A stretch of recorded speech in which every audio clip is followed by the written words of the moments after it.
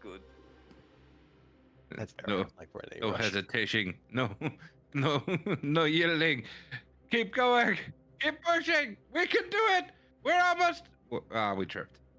Fine, this gives me the perfect opportunity to finish up some prep work because I got distracted by something else. And I also wasted my nat 20 tonight I can't believe you wasted your nat 20 You already. son of a bitch. on a con Come on, save. OBS, you've got this. It's still updated. It just updated yesterday, annoyingly, as well. I can't on mine, annoyingly. I was just checking my dice and seeing if they were playing ball, and I nat 20 did just a con save. But you're gonna die. You burned it now.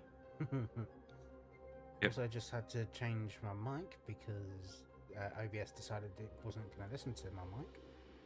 No, not allowed that mic. No, no, no, no. Oh, honestly, this probably is the reason why we've had 2 updates in like 2 days. Maybe. Because like, oh, we broke a bunch of shit. We need to fix it. Right, let's open up Twitch. Twitch. Yeah. Twitch. No, not Twitch. I also have to. I have to go on a blind gaming playthrough with my friends of Lethal Company. Oh, it's a great game. Say no I've been more than playing with that. people. Yeah, don't worry. I've been told I have to go in blind. All But- I will say is that I am in another server where basically one of them bought it for me.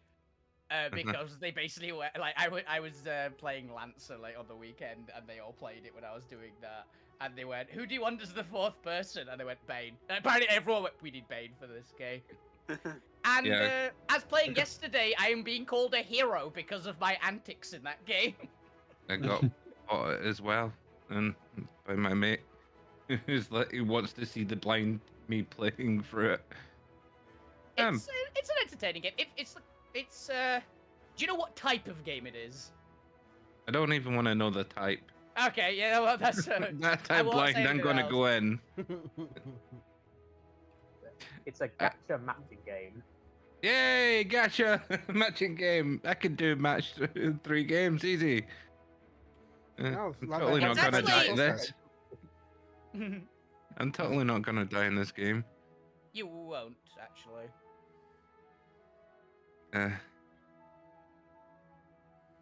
Because Wolfie Also- believes in you. No, I I've don't. also been doing a lot of...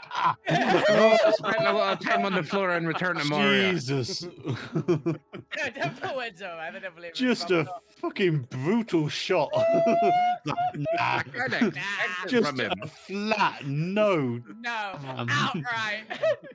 Just a vicious shot to a friend. Wow. It's fine. Jesus, Wolfie. I think he's seen my Nice. game. I think Bob, he's seen my are gaming you type. okay? Yes, I'm fine. I think he's seen my gaming type. I am the lead with my face and hope that my party members pick me up. Yeah. That's why I have no faith in Bob. We have a similar like gaming strategy, but I somehow survive the things and he doesn't. So I am the distraction. you're the distraction. I am also the distraction, but I survive it. Bob dies usually. Look, I'm a better distraction. Like I've got lost in Return to Moria so many times and been lying on the deck going, I don't know how to explain how to get to me. It's just somewhere. Please. I Follow had the moments. story. I'm not kidding. I had moments in Lethal Company with, but I mean, everyone went, "Oh, he's dead. He's dead. He's dead." You're alive? How you? What just happened? You're alive and you did? What did you do? How did you do that? I didn't know that was possible in the game. It's like I don't know. I've had that moment happen a lot. Because like the last stream I did, and I was trying to get back to wrap up the stream, I was like, I'm fucking lost. How the fuck did I get here? Why is the map layering itself over itself? Stop it! I eventually found a way out, and the annoying thing is I usually go into the place now prepared with enough stuff to go, I'm slapping down a bed and a teleport. I'll give you one thing. This is not a spoiler. This is my entire experience with Lethal Company in one GIF. Uh-huh. I am indie in this picture. Just hit with a shovel. Pretty much. That's my first option for everything. When you've had some gameplay, I will tell you one of the stories that happened, and it was very funny. You also seem like you're going to be Minecraft Steve there with a shovel going, "Hey, it's a creeper. Fuck you." You will not explode on me. I will hit you with this shovel. It's very funny. Alright, we ready to go yet? We downloaded Yeah. everything, everything Everything's working? good. I think I'm live. Close enough. Close enough. Get closer to your Alright. mic. Well, either way, you got some time as we do a quick voice check and give me a summary of what you remember about last week for those of us who weren't here last week. Which hopefully wasn't me. I think I listened to it, so You were yeah, you we'll weren't catch here up. at all, Chris. Just imagine making. We totally won the campaign. We all leveled up. Definitely. Yeah, you wish. Oh, Also, we should've- he's gonna de-level us. Come on. You're dead anyway. It wouldn't matter to you. It'll be a higher I'm level not course. dead yet. You'll level up when you go into space. By the way, Ali, why the hell are you so quiet? Oh, my laptop's Mobile. updated, so I'm on mobile. Okay, I'll just increase your volume significantly. I thought it was like you were away from I'll keyboard. give you a warning when. So Yeah. the laptop has finished updating. Discord's just trying to open, so I'll let you know when I'm switching. Cool. Yeah, I've currently just upped you from like 75 to 100 on it, and it's okay now. So. Cool. My notes. Here we go. Like everything. Yeah, that'll do. Perfect. But yes, voice checks. Alvina, start us off. Howdy! Everybody apart from me aged a bit. It was really weird. I don't know what happened. And we got swallowed by a dragon and are now fine. That's fine. See? Oh, and we met Time Wizard. What time was it? We can't remember his name, but... It's Mr. Dead. Time Minutes. Oh yeah, also Alvina discovered an infinite food glitch. Which unfortunately requires them to be food first. But it still works! Well, I guess Infinite technically food it's for be everyone. food second. Ow. Oh. That would be the Sorry. changeover. No, that was Lou. That was. No, yeah, that wasn't Ali. Is it? Oh, Yeah, I that think- wasn't- Mike. That wasn't point. Yeah. Stop eating the mic, Dr. I Zormir, was Dr. Zormir. unmuting it. I've done more stuff with the Yetis. I'm starting to scout the area. Yes, we'll come back to that in a couple minutes because there's some very important questions for you regarding what the hell you're up to over there. Fuck you. Bucky turned into the oldest living goblin and then promptly got eaten. Essentially looked like a melting gremlin from the film Gremlins. Yep. You know, given goblin life cycles tend to end violently rather than old age, you genuinely might be. Non-zero chance oldest goblin ever. And you Anywhere, had those any lovely, world. Yeah. lovely eyebrows to Yeah. communicate with now. Well, he de-aged after we like time slipped back, but Yeah. But you were briefly the oldest ever goblin. yeah. See, what you don't realize is that, unbeknownst to everyone, goblins actually age like dragons, and when they get old enough, they transform into their legendary versions. It's just no goblin has ever lived that long. That's just what hobgoblins are. This is what hobgoblins are. You had the perfect eyebrows for communication. Gwent. I aged a ton, died in my sleep, but the best way for Gwent to go. And then ran underneath the city on nets like a weird horse spider. Oh yeah, I'm just convinced that I'm not real. I forgot about that. Yeah. That came up in multiple like conversations I've had since then. Your Well, it character's does- instant reaction to mine swimming happily in lava. It's like, Yes. you're not real. Alvina is suspicious. She is sus. There is nothing new Hey, there. that's why they're red. Yep. Red is always us. The point. Who isn't in I- roll 20, so I don't have a name for you. Yeah, I did put a name up there on Monday when you presented a little puzzle, but apart from that, anyway, I summoned a god of puns, and I guess also time. Yeah. Yeah, But that's very accurate. Shit. God of It's puns. friendly, yeah. Side note: time. Yes. Well, you know the secret to a good joke. Repetition. Oh, no more.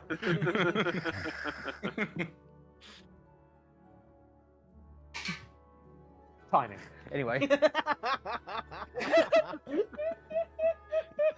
I died a little inside here. That was brutal. Mm. Oh, that physically hurt Bob. I think. That's what it sounded like.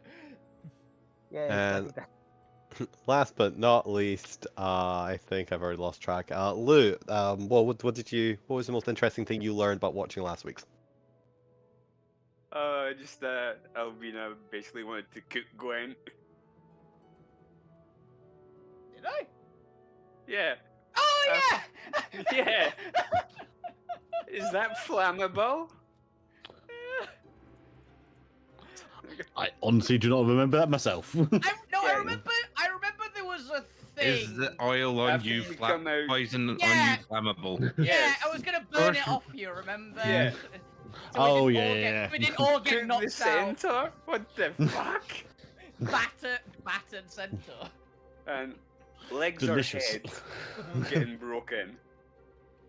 No mention of arms until Gwen mentioned them.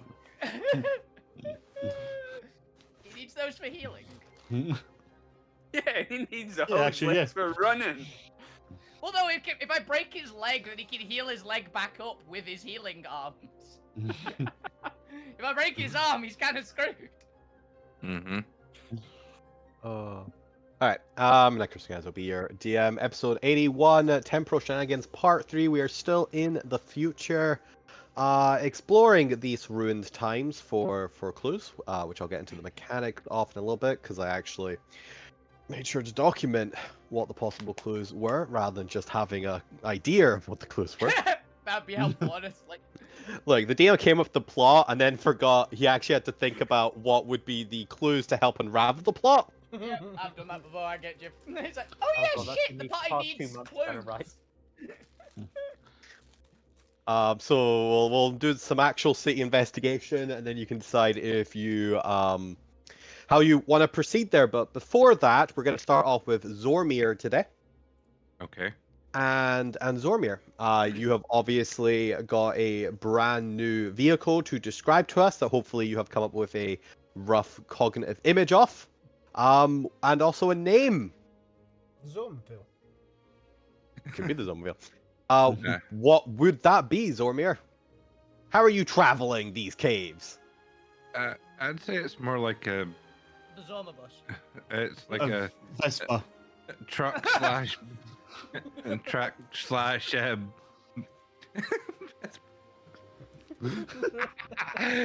Something for the Yeti with handrails for the Yetis to hold on to, because obviously I don't know if I can make it dimensionally big enough for to transport all the Yetis.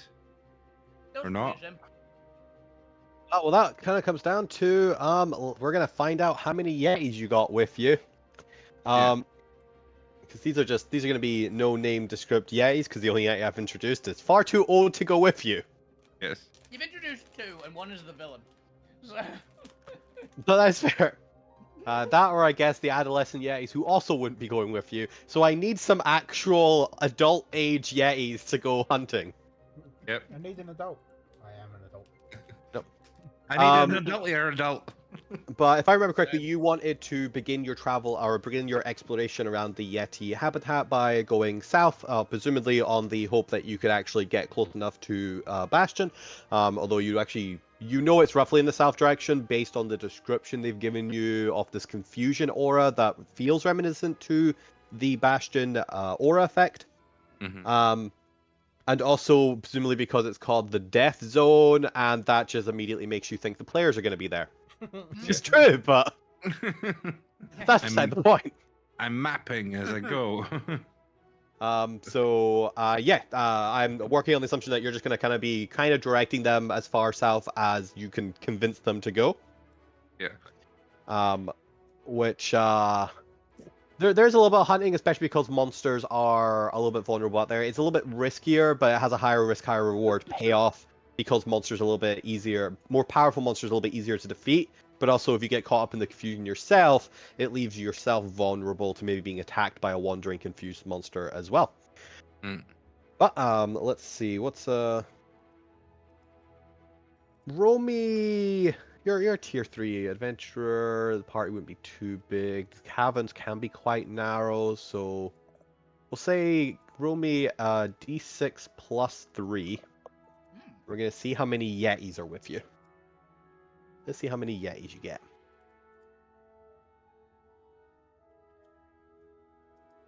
Yeti, yeti, yetis. Yeti, yeti, yetis. Yeti, yeti, yetis. Yeti, yeti, yeti. Tell me, roll it. 4. 1. Nope. Ah! We're here! Ignore them. I needed them for the bottom left, so when I roll initiative, you guys can actually roll for other things. Not that Zormir's gonna get into combat. I don't know what you mean. But no one gets into the combat with the party. There's Yetis. They've taken over Zormir. Get him. No, stop it. Don't make it immediately hit by one of Alvina's AoE. This could be what I was speaking to you about, Bob, but you won't know what I'm talking about. I'm not going to say any more about it. I'm actually gonna add a Yeti because I've just come up with a great idea.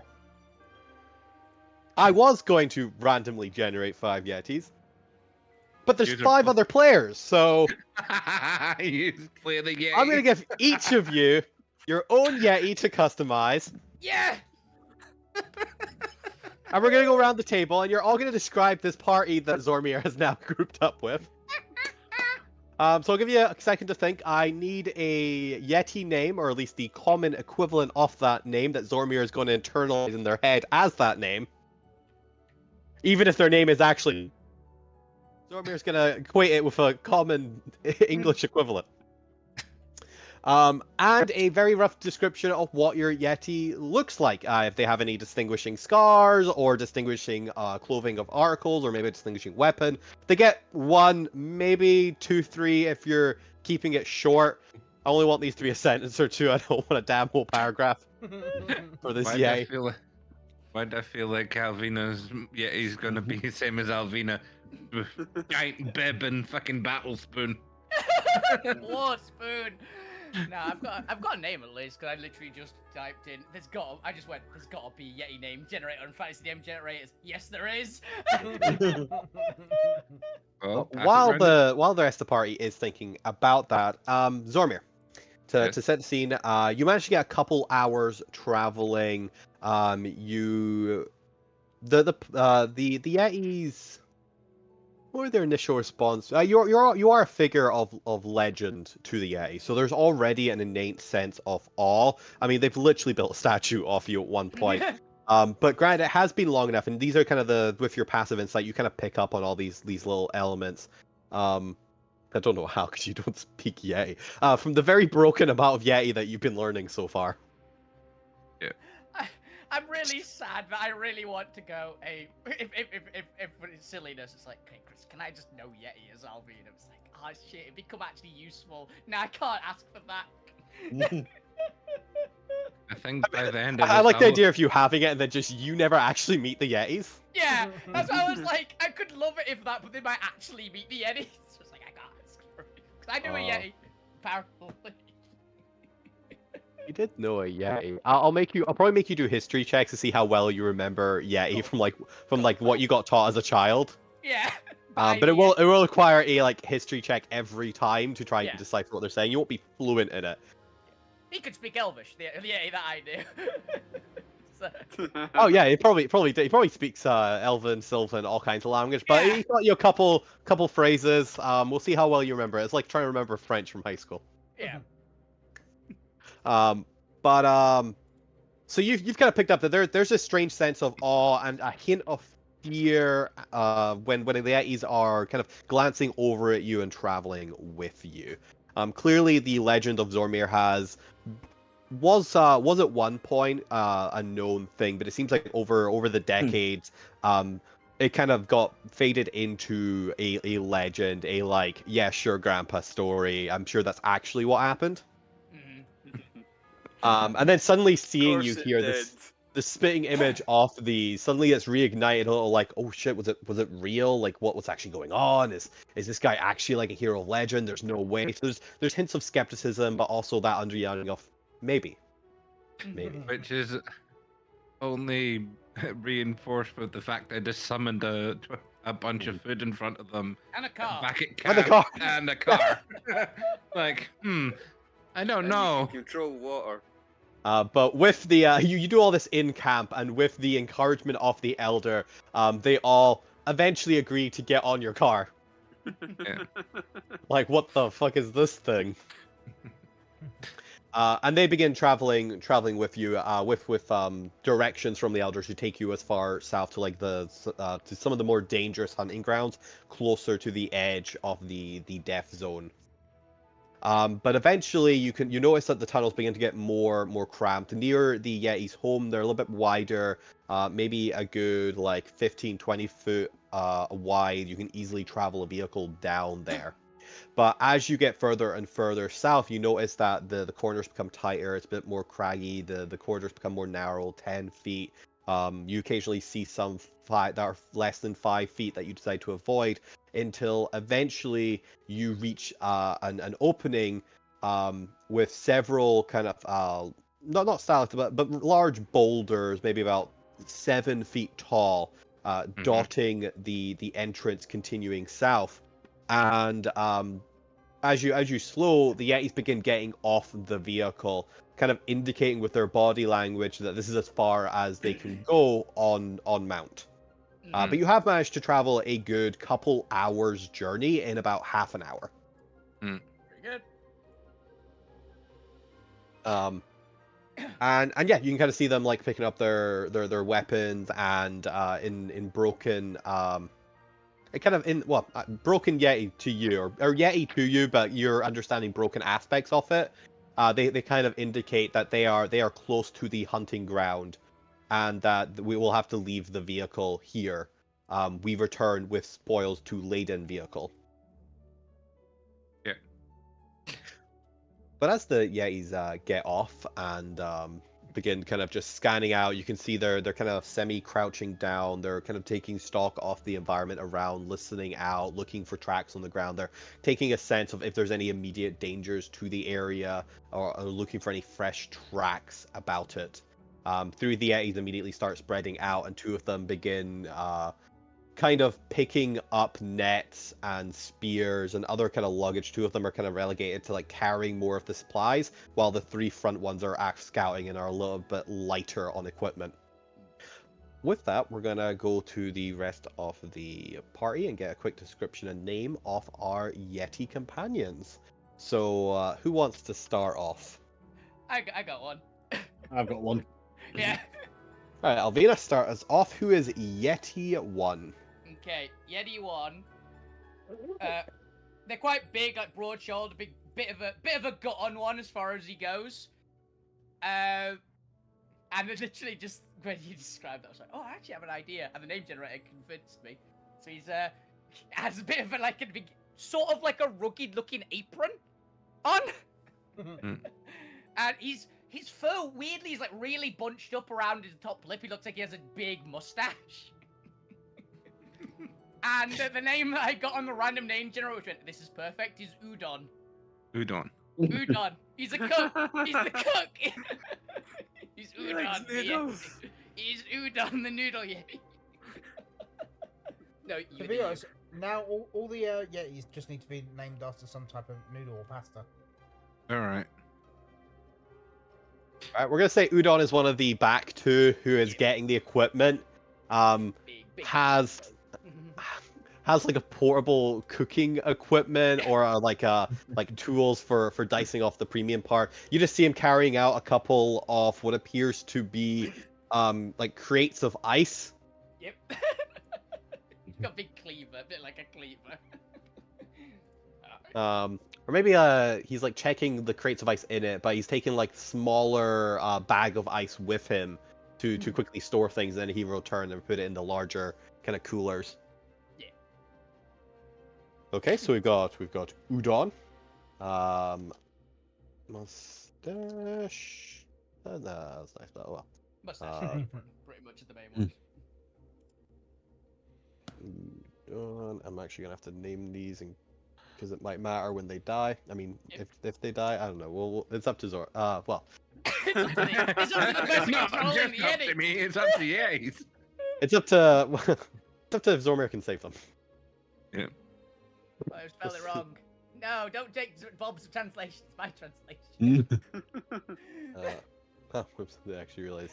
I just took it personally. So, Yeah, yeah, you blame Bob for that. it's Bob's fault. You spelled it wrong. All right. TR, what's yours? Okay. Orzo the Yeti.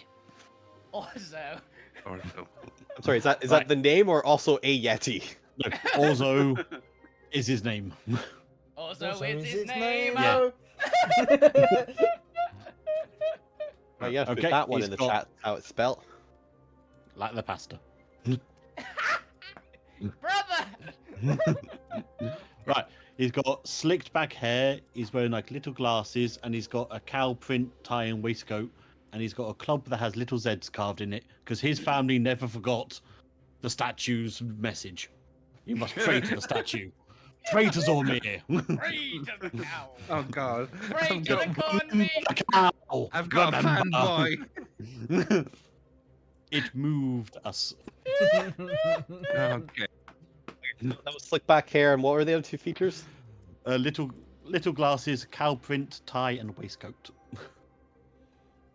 It's just a leather tie, I think, with these people. I'm thinking more like a black and white cow bots kind of thing, but yeah, sure. I was thinking literally leather, but the actual cow print colours. Like it's just a Well, that's piece fair, of that's cow. Jeez, You said he had little Z's carved into his what weapon? Into his club. Into his club. Okay.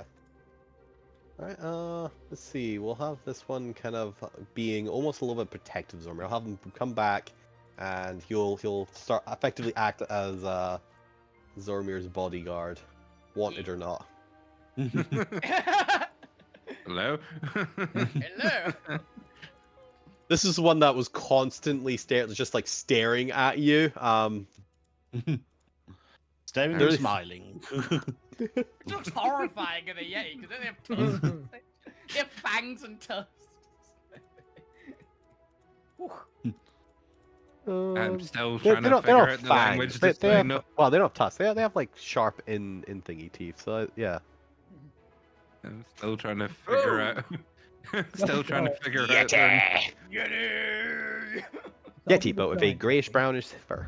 Oh yeah, they've got like baboon teeth. Yeah. All right. Who wants to go next? I'll go. Yeah, So, Sober the Yeti, SOBA. They are quite tall. They have a scar over their left eye. They are missing their left arm, missing the lower half of their left arm, which has been replaced with a sickle. Ooh. And they are also missing their right foot, which has been replaced with like a stiletto sword thing. Big metal spike. Yeah, big metal spike. And he's an idiot. All these injuries are self-inflicted. The reason he lost his eye is because he scratched his eye with his sickle. He's just got complete accidental injuries. He's like arm got cut off like waking up was. Yeah, he has to Yeah. be this guy then. He has to be the other equipment guy. No, actually, he wouldn't be the equipment guy. They're Oh not god, gonna no. trust him with things. He's going out front. He is fucking reckless as shit. That He's was a so by demon. SOBA. So Yeah. Oh, which are delicious, by the way. If anyone hasn't had soba noodles, yes. I literally just ordered a bunch off Amazon. hilariously, I actually ate udon noodles earlier today. Didn't actually click. That was my lunch. With a stir fry with udon noodles.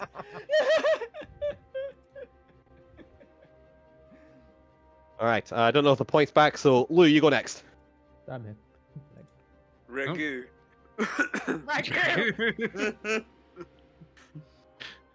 Regu got 1 or 2 G's. Is it 1? One. I think it's one, yeah. Okay. Yes, tell us about Regu. He's got a fishing rod, usually on his back. But he carries a harpoon. He's basically John Candy out of the Great Outdoors. He's got that fishing waistcoat on. Well, that's this one. It's definitely the one at the back for me. Again, with a bit of a gut, because it's Yeah. quite broad. Always ready for a fishing trip. Nice Yeah. day for fishing, ain't it? Nice day Yep, for yep. fishing, ain't it? God damn it. Yes. I got the memes. Yes, I you got the did. meme squad. It was great because this started with the random name generator actually giving me a name. What the heck? I blame the random name generator. All right, so we've got Regu also helping out back. Got fishing rod, harpoon, fucking fishing. This might become relevant in a second, which is quite funny. No. They do have fish. So. Yep. All right. Lewis, was that everything? No, me. Yeah. I know it wasn't. I was more just double checking that Yeti 4 was good. All right, the point. Our final and last Yeti. Okay, so this Yeti is short for a Yeti, about the same height as Zormir. Ooh. Is everyone else getting the same? He's muffled. Yeah. He's quiet for me. I've just increased his volume a little further. Okay, yeah, I don't know how to fix that. So No, I'll you- speak loudly. Be a little closer to your mic, maybe. Okay, so it's It's maybe switched your mic. Oh yeah, it might have. There's a lot of sort of static and buzzing. Yeah. I'd We'll let get him- you It's to- not a proper connection. We'll let him double check his mic because I think it's maybe switched his mics round whilst he's came back because that sounds like it's more like a monitor mic Yeah. than a. It sounds like a webcam mic going on. This is actually a convenient time because I've just ran out of water, so I'm gonna take a quick 5 seconds there. Just go quickly grab some water while we start that, and then I'll be about Yeti 5 in a second. Be back. Yep. Because as soon as we know about Yeti 5, we're in trouble. Probably. Or I'm in trouble. Because oh my god. You'll be fine. I've got a fanboy, someone who's ready for fishing, someone who's already ready for cooking, Mhm. and someone who's accident prone. Yeah. Yeah, and compared to who you usually travel with, that's a This is a Fucking upgrade. significant upgrade. That's pretty much the same, isn't it? Well, to be perfectly honest, if you technically count all these personalities together, you get Alvina. So. Oh no. Yes. By our powers combined, we are. We are an elf. When we combine, we form Alvina. That would be even worse if it was true and all the first letters did form the name of Alvina.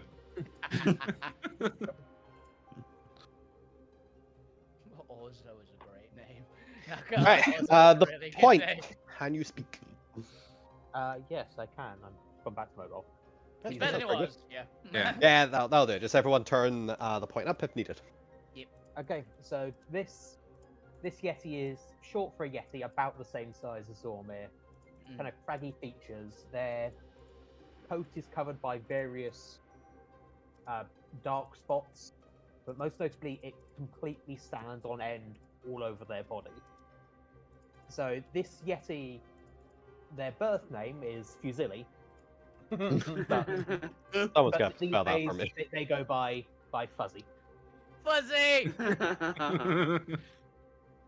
There might be some goblin in their ancestry. I was expecting. Almost like the Fusili almost sounds like you're explosive experts there.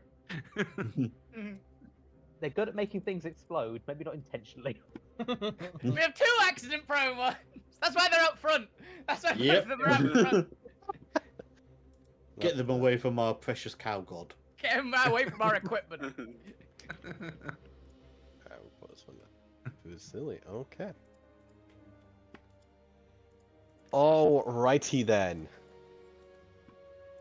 Now that we have our wonderful goblin troop, or troop, not goblin, yeti. A goblin yeti. You've have a named goblin. them all. You've named them all as effectively goblins. Just format this The a little. hell is that? This is the team pasta. Go. Together we make off food. Pasta it- Force all the- 5. all of us are food, and one of us is fuzzy, which means that we've just left it a bit too long.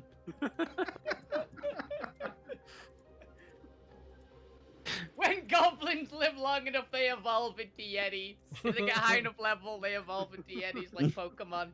Oh god. Suddenly the eyebrows grow out. The Yeah. eyebrows just cover their body. Yeah, it's all just eyebrow hair. And then they get horns and sharper teeth. And grow about like 12 feet. Yeah, like God. dribble in size. Yeah. Yeah. But the brain stays the same. Yep. Unless they've got a copper rod stuck in their nose. Which he probably still has in his nose, by the He way. does. He's He got does. a nose ring. It's still lodged in his brain. It's the problem. They can't get it out. Yeah, but he's turned it into a nose ring rather than just this copper rod sticking Yeah. in his nose. He's bent it to make it decorative. Alright, so Fusilli and Soba are scouting out ahead, while Orzo is kind of glancing around, keeping an eye on the surrounding area. Udon and Rigu are grabbing what equipment they need out of the. Did we come up with a name for what your vehicle was? We nicknamed it the Zorma bus, but I don't know if that was official. He probably hears on the wind this armor bus, but he usually probably just gives it a designation number or something, depending on. I'm going to refer to it as the vehicle for now. Yeah. Zormir, the rest of the Yetis are getting out of the vehicles and spreading out. What would you like to do? I will move up to the rocks as well and sort of try to see what's ahead and see what I can see as well, considering got Go ahead and give me that perception check then. Do note that this is also a darkened area. Do Yetis have dark vision? Would they Yep. need torches? they They do do. have dark vision. Oof. Zormir, you have dark vision, right? yes. Okay. Doesn't So help much. Right, unless you actively want to do a light source, the Yeti seem comfortable hunting and stalking in the dark. So just keep that in mind. Remember, dark vision still has its limitations. Yeah. 60. But yeah, you have a glance around. You move up. You can probably see a little bit area. I'll feel a little bit more of the map as you come closer. Although with a 8 perception, you do not see anything of particular note. If you are looking for any tracks or any sign of danger, you completely miss them. And One of the Yetis is snotted on this rock, and I've just touched it, and I'm ow. but you do see that the little entrance or the little space beyond the rock kind of spreads out in 3 tunnels leading off deeper into the cave system. No signs of immediate danger. What would you like to do? I will.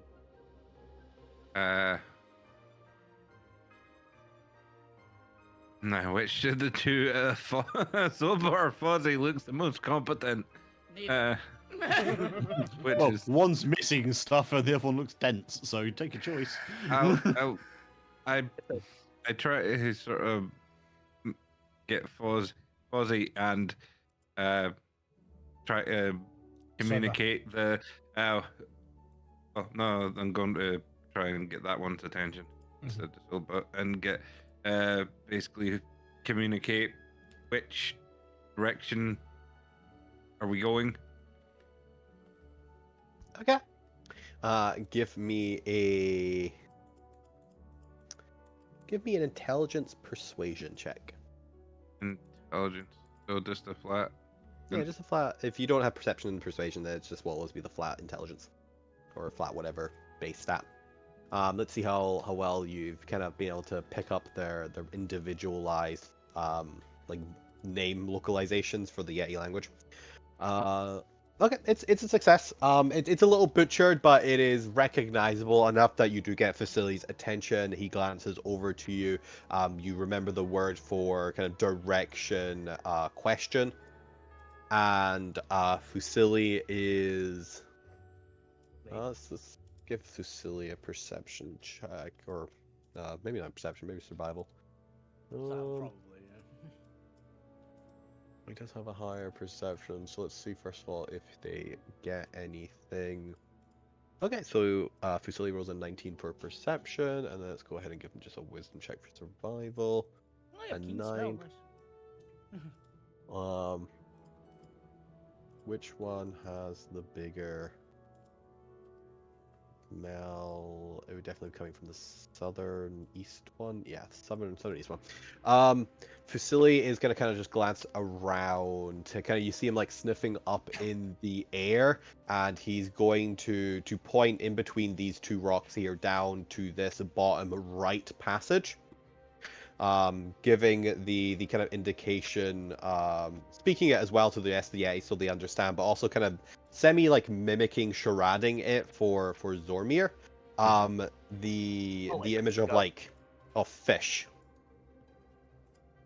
He just like puts his hands on the side of his face and like Moist scale. But it seems that there's a really strong sense of fresh water to the southeast that normally indicates a good fishing spot. Okay. I will indicate we'll head that way, or try to communicate that we'll head that way then. Would you like to take point, or are you letting Fusili and Soba scout out ahead of you, and you're sticking with the back end of the party? Or is that just going to follow you wherever you go? That is the thing. Do I want to be near the middle and be able to step in when things go awry in any direction, or do I want to be at the front so I can take on any trouble that comes us head on? That is the question. I will stick to the middle for now, so I can move to wherever I need to go to. In the sense of, do I need to back up the front line, or do I need to back up the people in the rear so we have a way to get back out? So I stick near the middle. Okay. Then Fusili and Soba are going to scout out ahead. While you guys can come forward, and Udon and Regu kind of lead up the back end. It takes them a little bit of time to kind of squeeze through. They're having to like pass things to each other, just because these rocks are a little bit narrow. There's only maybe like 2-3 foot gap between them, and they are carrying some like rather bulky stuff. They're just having to kind of like shape through. They've got basically massive backpacks on. They're having to take the backpacks off, like pass it through the gap, in order to like sidestep through it. But okay then, who wants to take lead? Fusili or Soba? How to reveal this little passage. You can see it's starting to get a little bit more narrow. So this will be single file. I'm just gonna roll above 10, below 10. Fusili can be above. Alright, so Fusili's gonna go first. Soba's gonna take up the rear just behind. They make this, that's fine. Alright, Sormir, as you are coming up to this, you notice that there is a very narrow kind of craggy passageway that kind of pinces in at the midpoint around shoulder height, leaving only either like a little like carved, almost like an hourglass figure passage in the rock. So it kind of like narrows down at your shoulder height. The Yetis who don't have any equipment are able to very easily like just kind of thingy through, and you can see some of their fur just like it looks like they're too large, but as they push through, it's almost that like furred creature thing, or like their fur just gets pushed in, and they're actually a lot more scrawny underneath their fur than you realize. And are able to squeeze through quite easily and continue on. You yourself, however, in your metallic armor, as you reach it, it's a little bit trickier and require an acrobatics check if you want to try and squeeze under or over the pinch in the passageway here. Either that, or you could destroy the rock. It's up to you. What would you like to do, Stormir? This might matter if you need to do a hasty retreat. Yeah, I try to communicate loud noise make danger. Or would it be? Because I've got shatter that I could. Oh god, that's a real bad idea. But that's the main reason that I'm saying loud noise make danger. I'm trying to communicate. Will a loud noise create a dangerous thing, or will I? Yeah, so that's a more complex ask. So I'm going to need another intelligence check, because this is going to have a higher DC. Probably about, we're going to put it at 16, because it's quite a complicated ask you're doing here, with words that may not have come up yet. Like direction's one of those basic ones.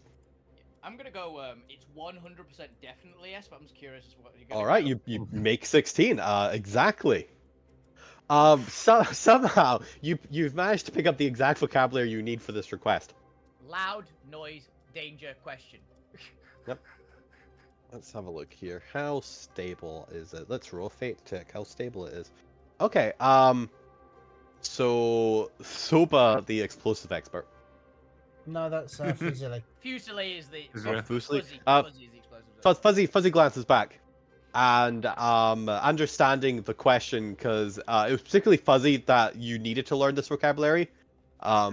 Just the elder brought you aside and explained that under no circumstance should you let Fuzzly get their hands on anything explosive. Yeah. And they have a precedent for making loud danger noises that causes chaos. Yeah. And just from that, you picked up the exact words, because they were speaking out in Yeti while also telepathically communicating with you. Okay. That you happen to have this exact vocabulary in you. And they tell you that, kind of glancing around, you can see that as you glance up at the ceiling, there are several kind of spotted stalactites that look relatively thin and fragile. They don't look the most stable things. You can see a couple of them are being like chipped away at their base by just kind of creatures moving about in the habitat. They aren't entirely solid. They look like they're becoming a little bit porous. You can also see some luminescent moss kind of creeping in there and burrowing their way in to make nests and homes. That you're fairly sure, and Fusili kind of confirms this, that there's a very high chance that those stalagmites will drop and cause a small cave-in. If there is any large noises. So there's a good like 50-50 chance that you'll cause a cave-in. Alright.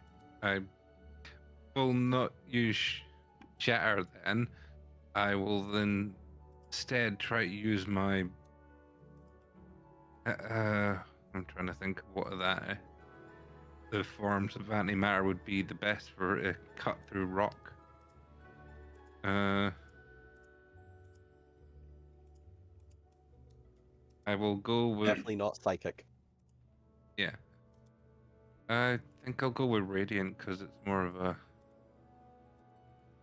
I think mechanically it's technically force, mostly because while force is kind of the soul one, it's actually more accurate to describe force as the magic damage, and also disintegrate as force. So probably force. I will try to cut through with force without making as much of a like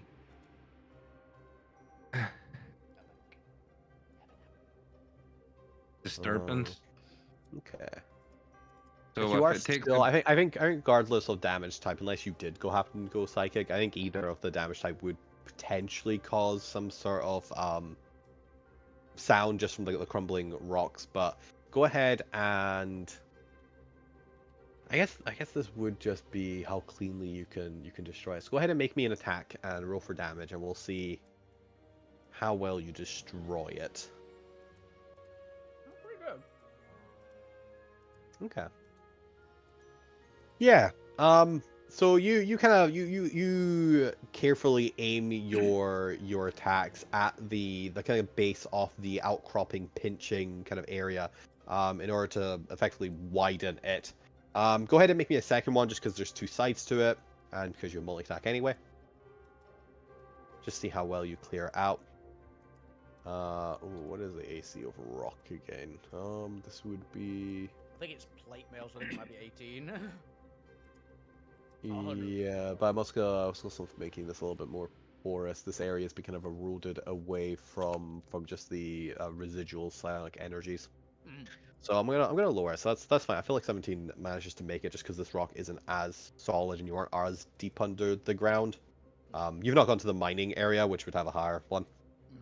So that's fine. 17 makes it. With 29, you're able to clear out and kind of create this 10-foot gap in the wall, so you're able to very easily move through the space, and also allowing the equipment to also be kind of moved in as well, so they don't have to worry about keeping some of the larger equipment back. But yes, Fusilli and Soba continue moving ahead. The party is beginning to spread a little bit out now. Fusilli and Soba, moving a little bit further ahead. They're starting to get 15, 20 feet ahead of you, while the rest of the party is still playing catch up. Who are you going to prioritize? Are you going to try and keep exactly in the middle between all of them, or are you going to try and keep a little bit forward or a little bit back? I'm holding sort of as close to the middle as I can, and if worst comes to worst, I think I might have something to give me enough of a boost to keep up with whoever I need to catch up with. If I need to fall back quickly, or I need to go forward quick. Do I still have expeditious retreat? I am so very close to the back of you. Yeah, one of them I don't have to worry about. No, I don't have expedition. I don't think I've got that ready. Oh, I'll try to keep between the two of them. But obviously I'm gonna be doing checks for my to see if there's anything coming behind us or anything that they've not noticed, like something off in a corner that they've just brushed past, scanned past quickly. Yep, go ahead and give me a perception check. I think technically this is like disadvantage because you're in dark vision mode. You don't have as... If it's past a certain, like, the bright light, 30 feet, I think. Yeah, so I'm gonna give me a perception at disadvantage. 15. Okay, 15. One second.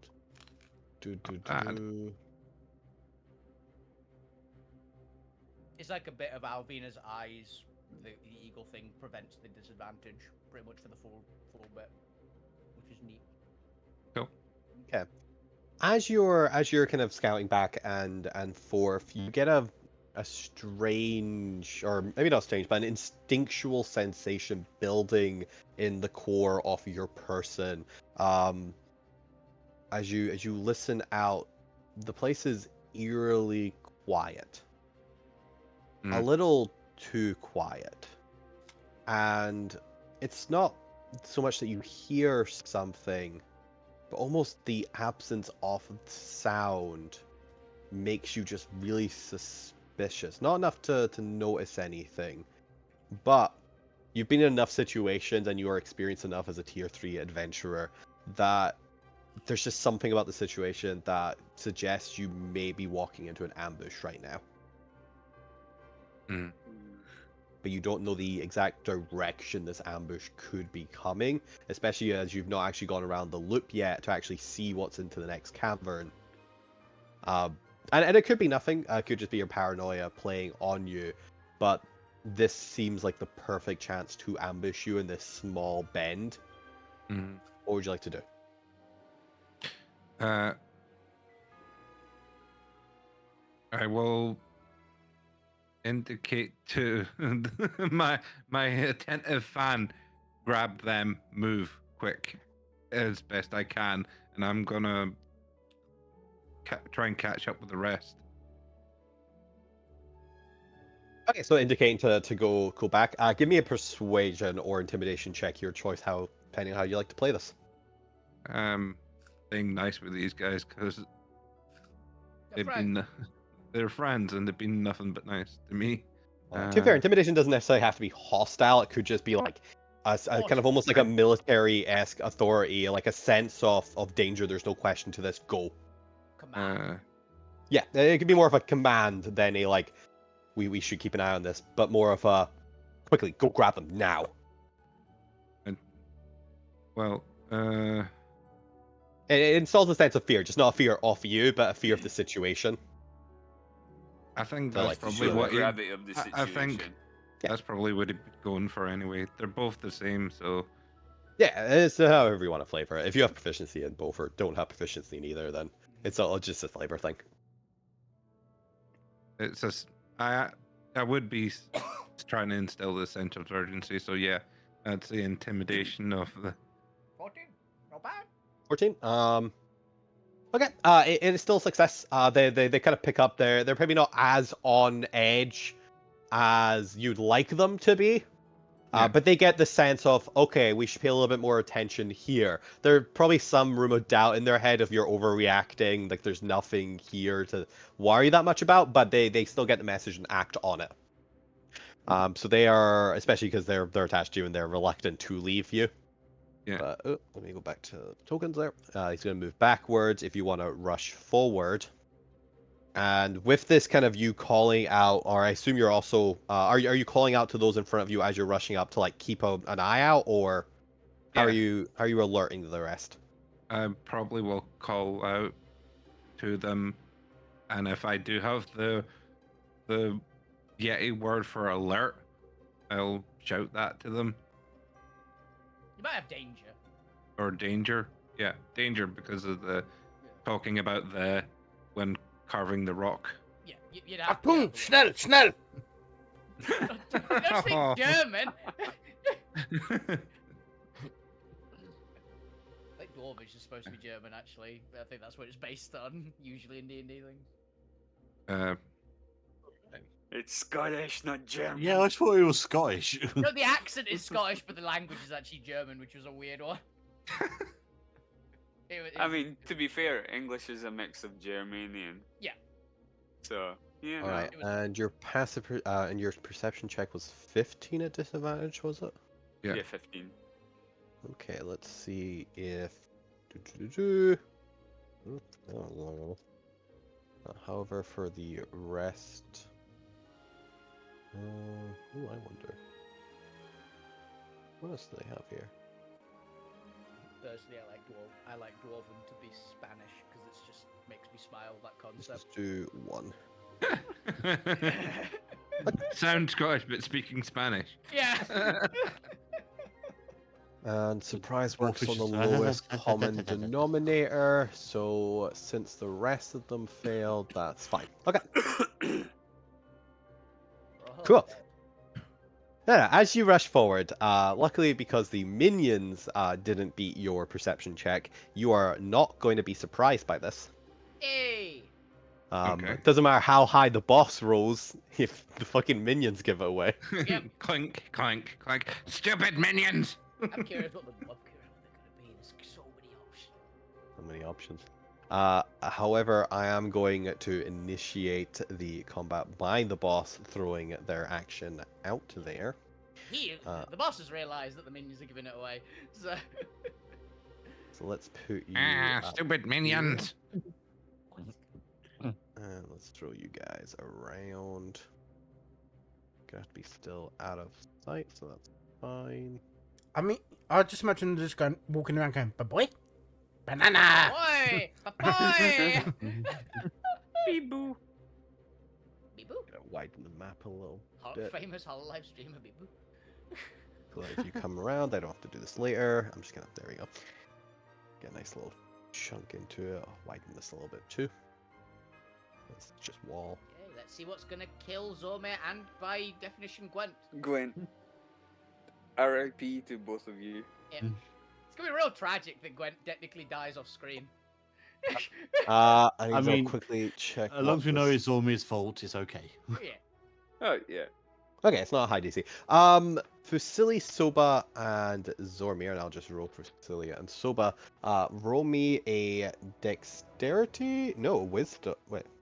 Oh no, it is. Sorry. A dexterity and wisdom saving throw. Yeah, Oh, it is. It is a shit. dexterity. I was reading what the spellcasting modifier was. Roll me a dexterity saving throw against a arcane source. Can we know what our modifiers That's are? quite good. I've got the Yeti stat block that I can post in chat if anyone wants to.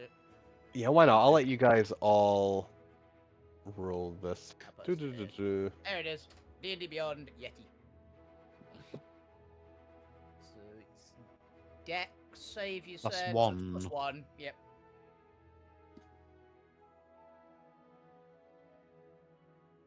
Apparently if you right-click on the giant B next to Beyond 20, you can change the settings.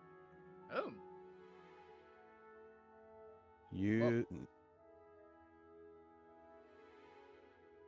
Use general whisper settings. Okay, so I can thing it to never whisper. Normal roll. Interesting. So if I do this,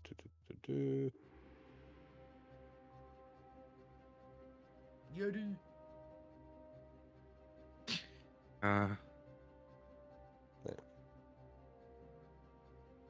So we're all making There you dex saves. Oh, the front two are. just for Silly and Soba. Cool, you guys should all be able to see my stealth check there. Yes, 7. Yep. Nice. I don't need to fucking call out. You guys can just have the excitement as it rolls up. All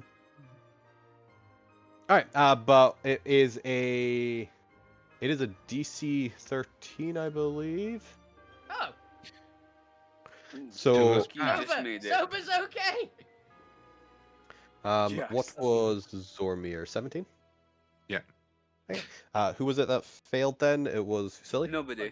Fuzzy. And I can't even help Fuzzy. No. That is fine. Suddenly, where's a good one? Why not? We'll have this. Fusili begins lighting up with a magical aura Oh, fairy fire. I think. as you glance out ahead. And dropping down from the the minions will drop down from the ceiling. The boss is going to stay on the ceiling. Oh, it's these things. Oh, I haven't seen these Oh, for years. Dropping down around you, as large as the Yetis themselves. Actually, I think slightly smaller than the Yetis because the They're big. Yetis are large. They're But between Oh, Zormir and the Yetis, Dryad. Dryad. Not Dryad. Trader. Yes, Dryad. You know Dryads, those classic giant spider monsters. but Zormir, go ahead and make me a nature check to see how much you know of these creatures. I Will mean- be a relatively low DC. I mean, it's not the first time these players have fought against Riders. Well, at least Bob, anyway. Yeah, Because- but Oh, character-wise, man. you have no idea what Quaggoths are. Yep. Yeah. I'm actually quite proud because I actually remembered the name. Like I was like, I'm pretty sure there's Quaggoths, right? Yay! I'm just happy I remembered it. And since the rest of them were also warned, but we'll come to that in a second because Zormir isn't aware of that. But still clinging to the ceiling, kind of propped between a stalactite and the back wall, Zormir, you see this massive spider bottom half, and then as you glance up, you see armored in. Well, are they actually wearing in the image? Half They're wearing. They're like half plate. Wearing half plate with this long white hair coming down over one shoulder, kind of dripping down all the way to their midriff or to their belly. And one's just kind of swept over one side on the opposite side, kind of shaved in with a really kind of like almost tufted job. There's kind of patches here and there, like they've just kind of been chipping away at the side of it rather than giving it a proper shave. Is this dark elf woman. I like But cool green. around you, dropping down onto the ground from their hiding places, up kind of propped between stalactites and the wall, are dropping down these long-limbed, furred creatures. They almost look like Yeti werewolves in a way. Mm. And with that, you're having partial breakage line of sight. You can see, I would say you can see like half cover or like 3/4 cover on the Drider themselves from your position, but you're only kind of catching the sounds and like some glances at the others, given that there's two giant Yetis in front of you and you're midway in a corridor. Yeah. But yes, with that, we're gonna switch back to the other group before we come back to Zormir and their cave encounter. Sure, Zormir can talk this through. No, you can't. No, I'm going full combat mode. Yay! Use your words, Zormir. Yeah, Driders, no, Word please, is- They are using their words. Their words are die. Driders, famously known for being rationale and definitely not having sinister intentions. Not canonically chaotic evil, apparently. Very amicable creatures, not at all Very amicable creatures. insane homicidal monsters. Who have Well, immediately well, well, introduced themselves by casting fairy fire so they'll gain advantage on attacks. Yep. I'm sure they have zero hostile intentions. I love Driders. They just like pretty Or- colors. Counterpoint, yeah, they're just like a sparkly Yeti. Shiny Yeti. They actually can't. This It doesn't. particular Drider actually doesn't have dark vision for some reason, and they just wanted to light someone up so they could see. Yeah. It's like, I hear something. It's like, oh, it's a Yeti. Reveal yourself. Boom. Unreveal yourself. It's all right. One of those Yetis is going to get up there and go after them. You hope. Yeah, I think I'll with a see, little encouragement of spider climb. Go. Zormir, do you speak Undercommon by any chance? Also, Zombie Yetis just have a climb. I So speak- we can already do that. I speak deep. Undercommon's Celestial, different. common, It and means- deep. They're the three that I have. No undercommon. Great. So the Drider will occasionally say things. I don't need to translate because you can't understand them anyway. But you get the feeling of that they are mocking you, or will be in a second. Incite them. But It's like, with they're that, not mocking me. we return to the destroyed ruins of the nest, as we zoom in on Lou Grim, as they magically reappear from their time banishment, and find themselves alone, with no allies around them, in what was a previous camping site. You can see there's still kind of traces of footprints everywhere, kind of little indents where people were sitting in the mud, or just like doodling in the dirt or anything. Maybe some wrappers from any discarded supply packs. Luke, you just magically pop back into existence in this eerily quiet, destroyed city ruins. That is ever so slightly hot and sweltering, given that there is fucking lava all about the city. Probably no, won't be too bad for me.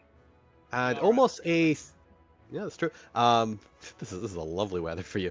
And and almost a slightly disorienting amount of red hues and blue hues battling it out between just the lava glowing to your side of you, and the luminescent, like pinkish bluish crystals and moss all about the cavern ceiling, just battling in this contrast of colors about you. What would you like to do, Lou? You're alone. You have no idea where your allies are. Never I'll And I start can't- with going, oh, fuck me, not again. And I'm pretty sure because I brought the dragon in at the end of the session before you were gone, the last thing you remember is a dragon coming out. Dragon turned up yeah. and you were gone. And then you vanished. As you panically look around, there's still dragon, luckily. Oh yeah, the last thing Lou would have heard was Alvina go, Yes, run. Or duck, hide, cover, get out of like, here. it was cover immediately. Whatever last it thing you exactly was, saw. but Yeah, but it was cover or Yeah. something like that. and I want to try and find like maybe a wall, or something that would be reasonably safe and that most people could see. There's a pit full of mayonnaise. Yeah, I remember. All right, give me a perception check. Where are we?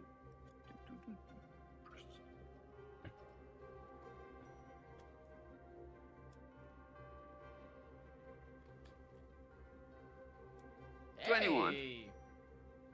Alright, and you were looking for a wall to either hide behind or to get up on. What were you doing? I was gonna write a warning note, but Yeah, didn't match your wall then. You very quickly find out the one of the few intact, solid enough walls that you can write on. Especially in this quadrant, because a lot of this was the kind of almost like giant park stall. It's almost like the Christmas, yeah, like giant market. It's like the Christmas market, and just stalls got propped up everywhere in this nature zone.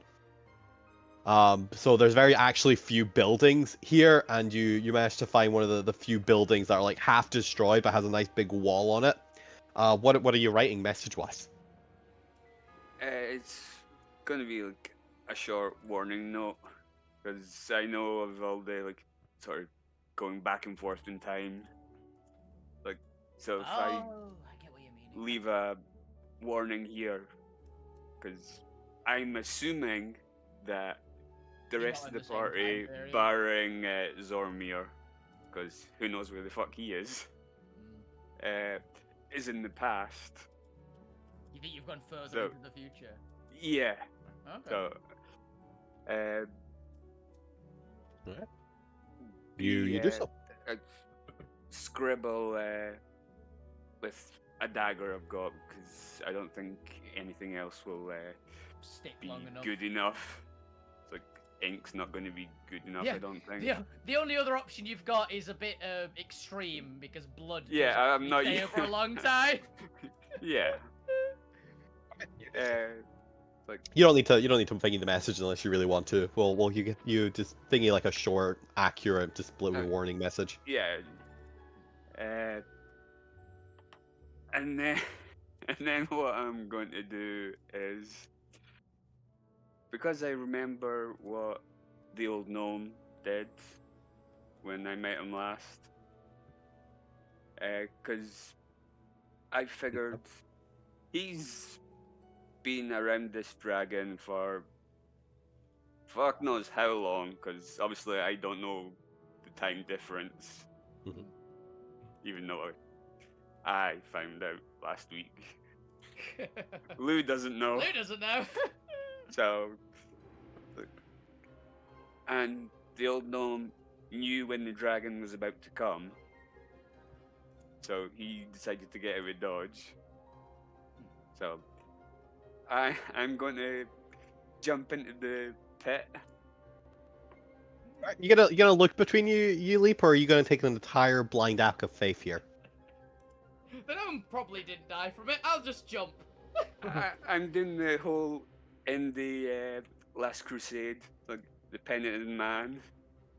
No, not penitent. You mean it literally in the steps yes, of God. the footsteps leap of God one. faith. Yeah, The step, yeah. just steps off the side. Apart from like throwing dust across. Yeah. Just We know how he did it first. yeah. Lou, Roll me a fate check. He just jumps up the wrong side. 19. Good. That's pretty good. Luckily for you, you do not jump off the section that has like a broken netting or anything. And find yourself sorely bouncing. I think what the hell it feels like to just suddenly throw yourself into a netting. Is it rope? Is it actually solid rope? I would say it depends what the net's made of. It is coarse solid rope. Yes, it is. Oh, it is yeah, made to yeah, last. that's hard. That having done that before, yes, it hurts. Mhm. Absolutely. Love it. I can back. I can back up on that. Yep. So yes, you find yourself aching all over as rope suddenly whelps into you, having landed in it. And you find yourself either facing up at the ceiling, down into lava, however you would like to land in this rope. But as you glance around, you find that there is an entire like underwebbing to the ceiling of the train station that is now filled with lava, running underneath the central plateau. And yeah, there's you can like as you scout out, you notice like a little, almost like a mini town around you.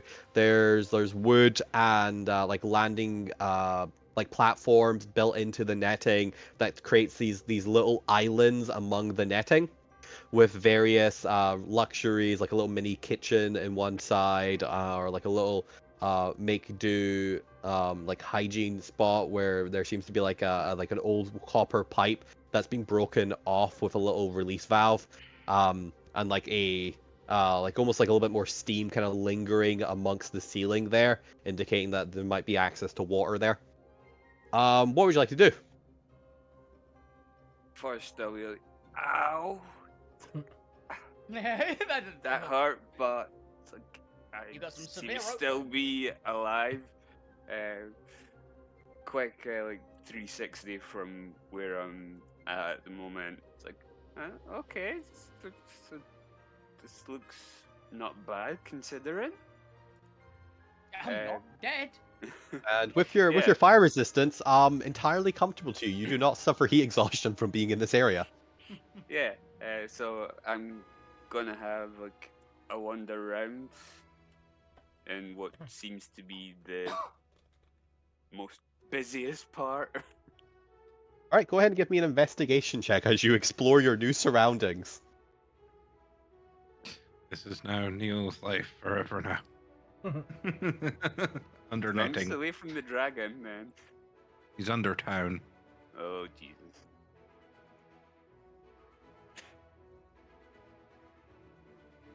Seven. You do not find anything of interest. Then I just wander around asking people if they've seen like the point and Alvina and well, I no, should it'd just clarify. be, it'd There's just be Alvina and Gwen There's nobody and there. fuck you. there's no people here. Nobody. Right, It's a okay. ghost town. This was just to, like, as you were going through cupboards or like looking for things, if you like found any secret stashes of anything. There's no people. As you look around, this entire like tiny mini village around you of these small little wooden islands with various things kind of built into it, entirely empty. I would have a look for like entrances, sort of like tunnel wise. Have all the classic signs of the party being here ripped open. You know, clothes, because and there busted must be ways out, and then other than just hopping off the Nice. edge. Well, there's technically, well, yeah. There's like as you glance around, there's like ropes lying back out, so you can climb out of the hole. But to clarify, effectively imagine a train station with a giant hole in the ceiling, and there's webbing like attached to the roof to create this almost like top floor webbing. That's where you are.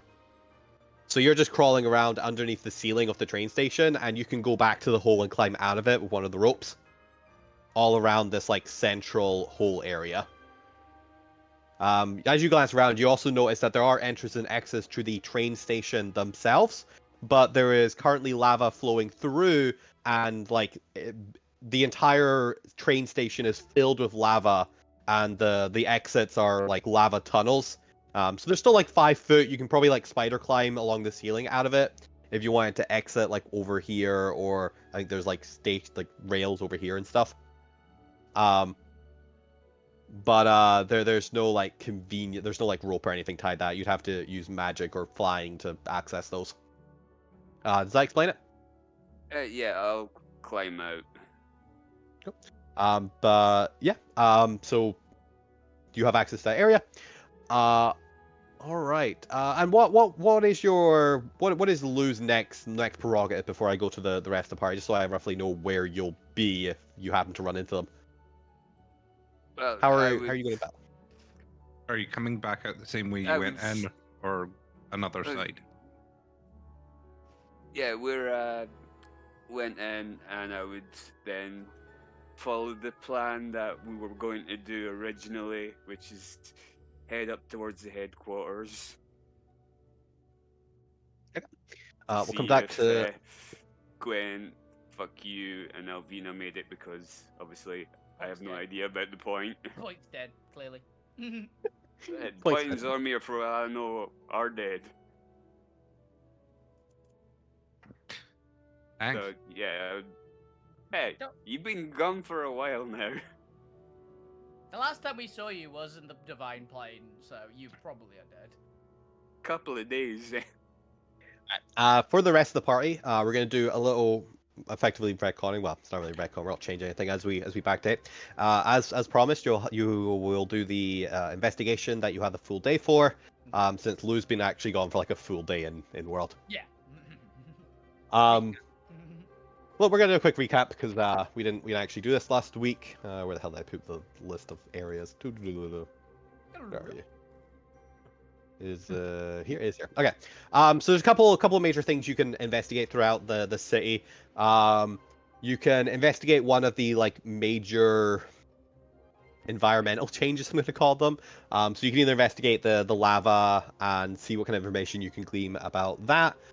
You can investigate the temporal tears, or you can investigate like dragon marks around the city. Or you can investigate one of the major areas of the explosion. So I'm effectively, I think I gave each rough area its own mark. So you can investigate like these one of the 3 explosions in the commercial district, or investigate like the explosions over in the residential.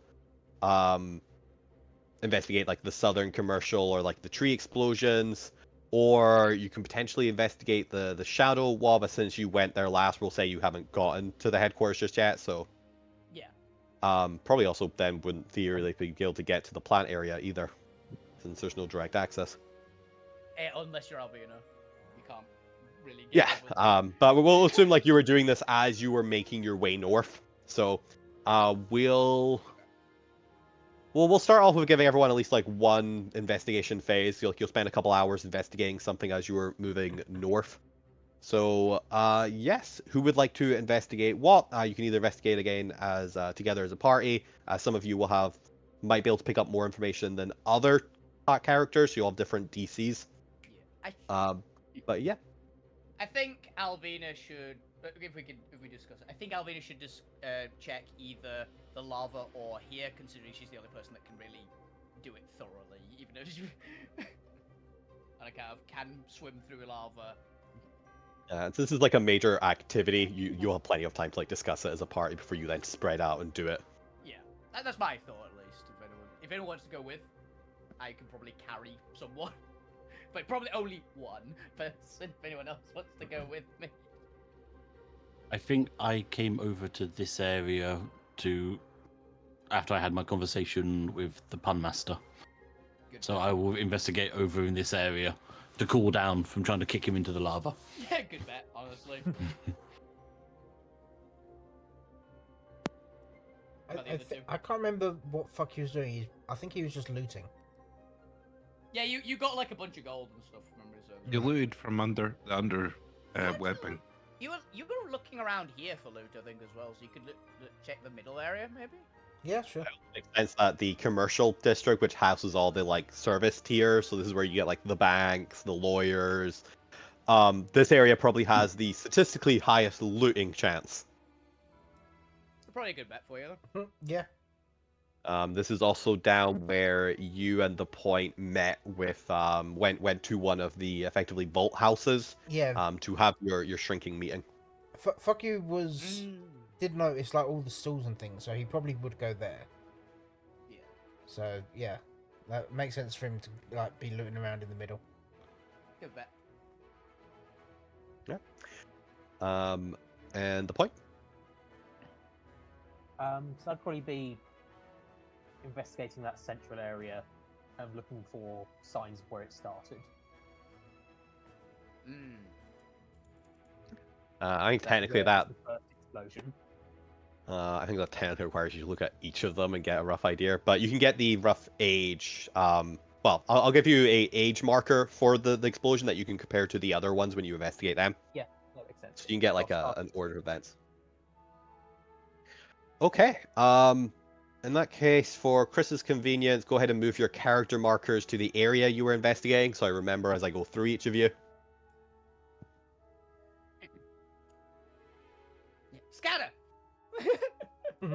Run, dragon!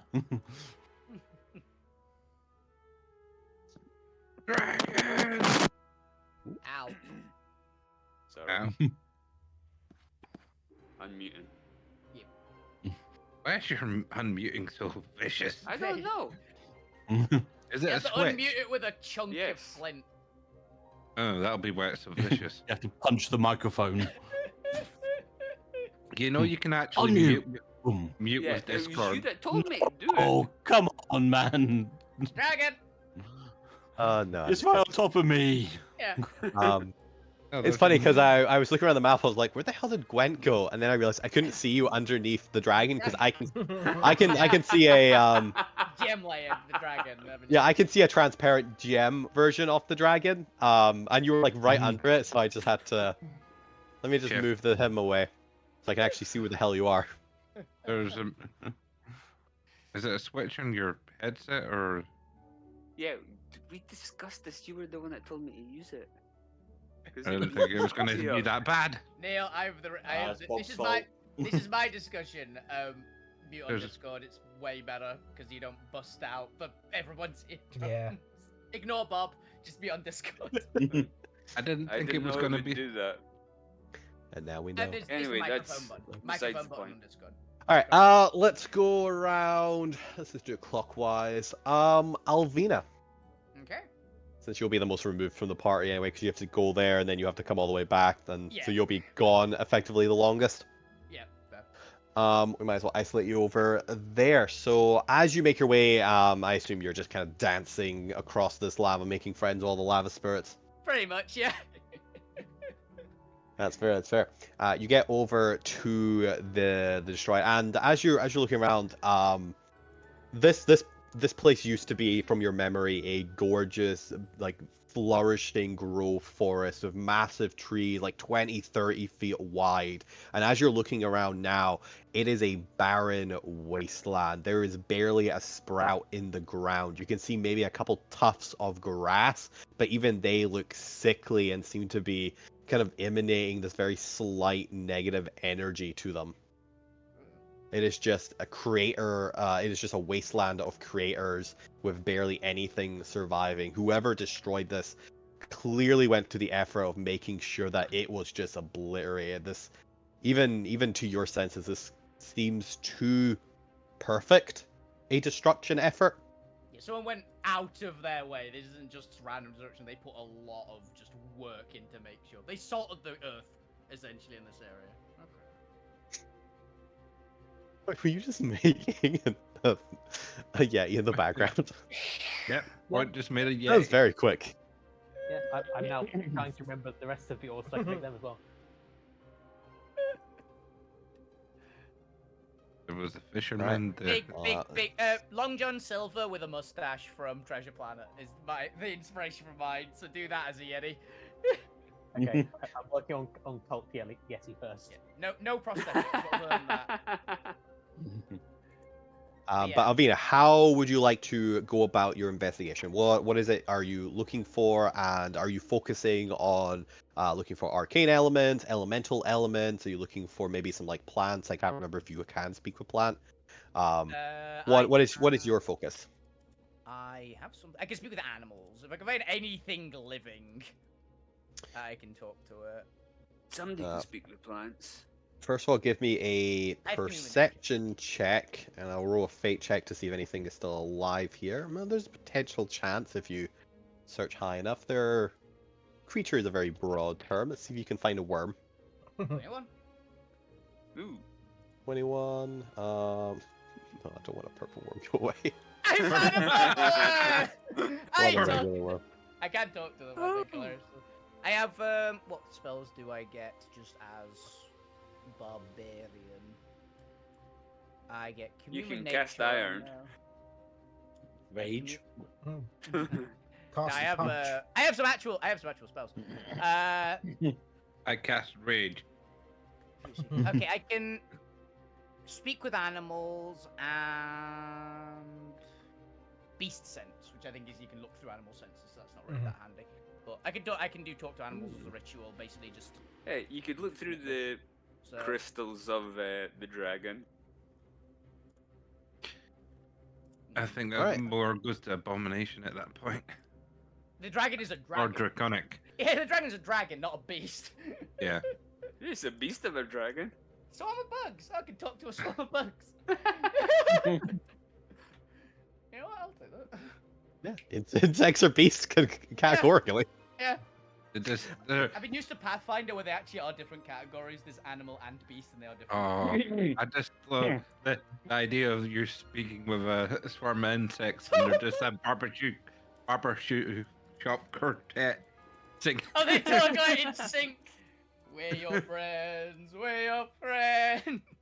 While you're looking around for these insect you notice what appears to be because why not get super cliche with a swarm of locusts Yeah. off in the distance that you're eventually able to kind of creep up on with your natural just nature abilities. How would you like to interact with this swarm of locusts? Well, definitely, like, soon as spotted from probably quite a distance because of my eyes, I would have done the. Oh yeah, and you have like a clean line of sight over this barren wasteland. Yeah, I see a fellow foodie. I'd have done the thing that gives me beast speak with animals. Now go. Hey, excuse me, sorry to bother you.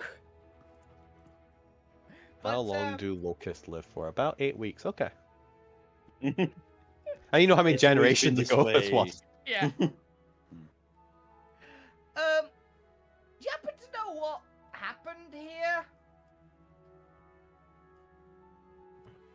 Like anything? Leads to the questions that keep a DM up. How the hell? What's the voices of the Like Uh, I said, the barbershop quartet. there's not 4 of me, Bob. I don't know how to do that. I don't know how that translates. I'd say, what would be a classic one? Melodically. A sort of vaudeville Maybe accent? it could be. I imagine like Hey. circus performer for some reason is just first thing that came to mind. Like you know, like roll up, What roll kind up, of- kind of voice. Yeah. Ringmaster. Ringmaster, that's Circus the word. ringmaster. Circus ringmaster. From Bug's Life. Maybe Bug's Life. That might be where I'm getting it from. E.T. Fleet. Oh, you know what? That's great. Okay, so what was the exact question? What happened here? Do you know anything that happened here? Nothing. Oh, our God has spoken. A creature beyond imaginable size. You ask us to define what happened here. This is clearly an answer to our prayers. Have you come about the ants, our sworn enemies, the ants? Have you come to gift us your benevolence to squash our enemies?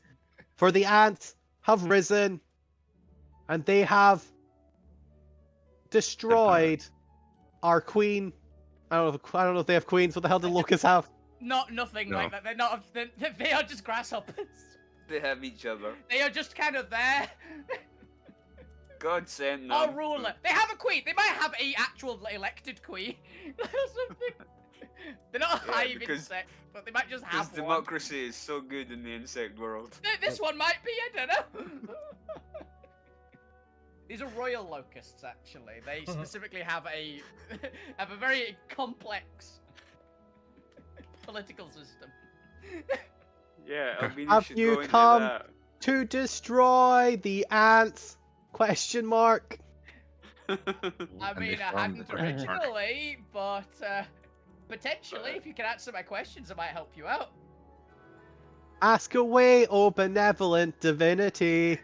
Aveda's like, I don't think I've ever been called benevolent before by Oh anyone. god, no. Or anything. No, This no. is weird. No. Don't even think about it. Alvina comes back as a god worshipped by bugs to the rest of the park. It was inevitable. Bug god. I also just realised something. Yes. I just realised I can talk to the lava spirits. They've got more chance probably of knowing what's going on. Oh god. You think primordials are fickle as fuck. I know, but I can understand them. If I can talk to them, I've got ignorant. So, do you know what destroyed all the land around here? What was the cause? Since time immemorial, it has been passed from parent. I don't do locusts have parents? From generation to generation. They do have parents, yeah. But... I don't know what their raising structure is. They might get raised in a no. communal fashion. I don't know. From generation to generation, it is said in the great creation myth of our world that once locusts were not prey to ants. We stood superior in a tropical wonderland until the ants made a deal with an evil deity. And through this evil malevolence, they grew to dangerous proportions, gaining evil strength to smite down the poor us. We know not the cause of this evil malevolence, only that we refer to them as the Dark Wave. Dark wave. It I mean, is it's a said fact. that one will come to restore the light of life and allow us to push back the evil tide of the tyrannical demon ants. Dark wave helps Imbued with their evilness from the Dark Wave. your ants destroy the locusts.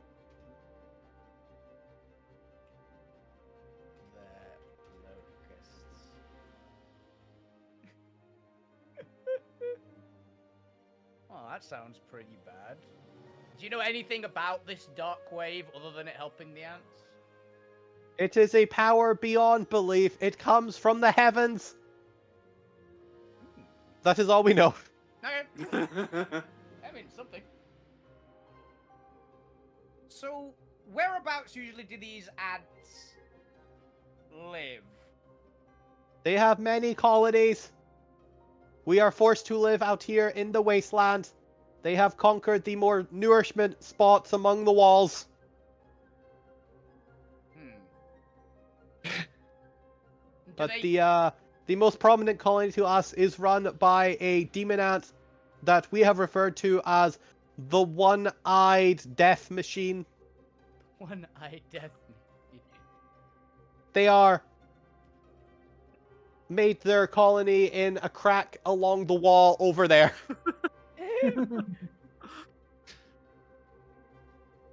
Oh my god. One-eyed death machine.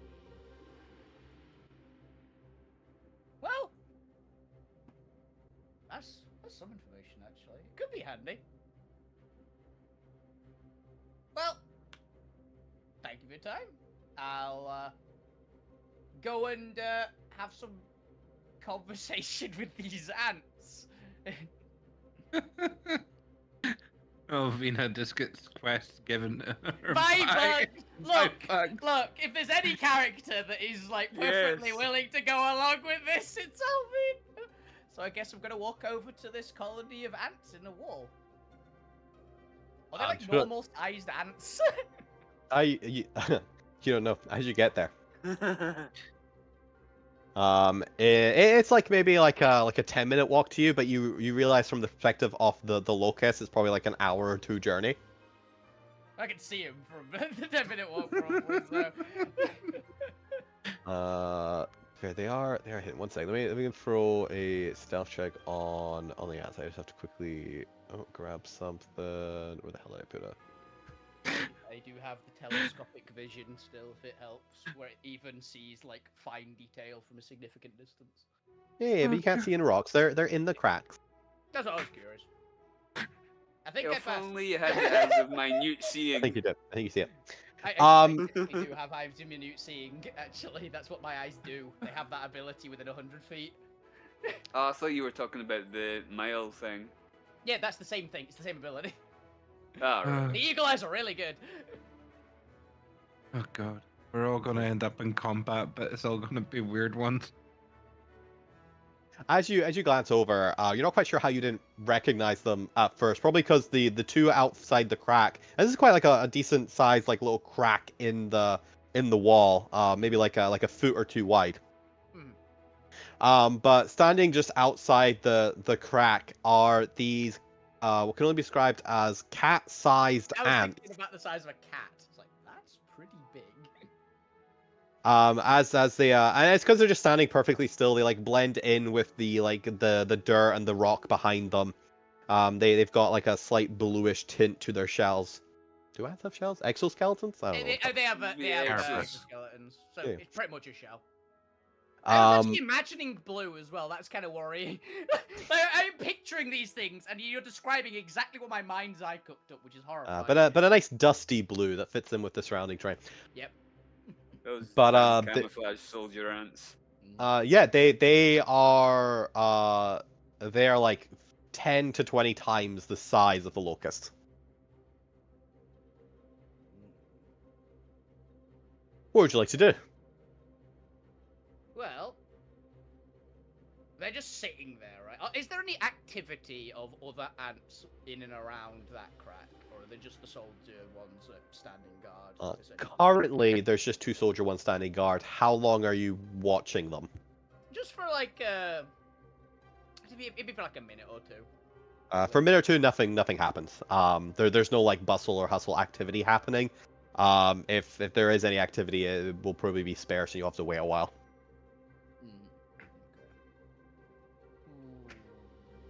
Can I roll nature to see if they resemble a kind of ant that I know would be carnivorous, essentially? Yeah, give me a nature check. I could at least try. With your enhanced perception, you're able to pick up some details. Let's see if those details help you. That's something. They don't look like any ants you've ever seen. In fact, as you kind of stare closer to them, you actually notice that they're slightly mutated. They're like pendibles. How the fuck do you pronounce that? Mandibles? Mandibles. That's it. Their mandibles appear to have almost this kind of black ooze dripping off them. Their eyes are entirely red. And you notice that there's almost like black veins crisscrossing the back of their blue shells, or blue exoskeletons. They look to be almost and then they're kind of giving they almost look to be enraged creatures, and you get that vibe of like you've seen something similar back in Fantasia whenever a creature has been exposed to chaotic energies, that they effectively mutate into these monstrosities of creatures and end up going wild with just destruction. Yeah, that's a bad idea to go up to those alone. And you've got yourself in the mirror when you're raging. I don't get like black veins all over my body. I'm not quite that bad. You recognize anger and rage. I notice a wild. I notice a berserk creature at least. It's like, that is very noteworthy, actually. Well, while you're thinking about that, we'll Yeah. switch to the rest of the party. Since we're going clockwise, we'll go Gwent.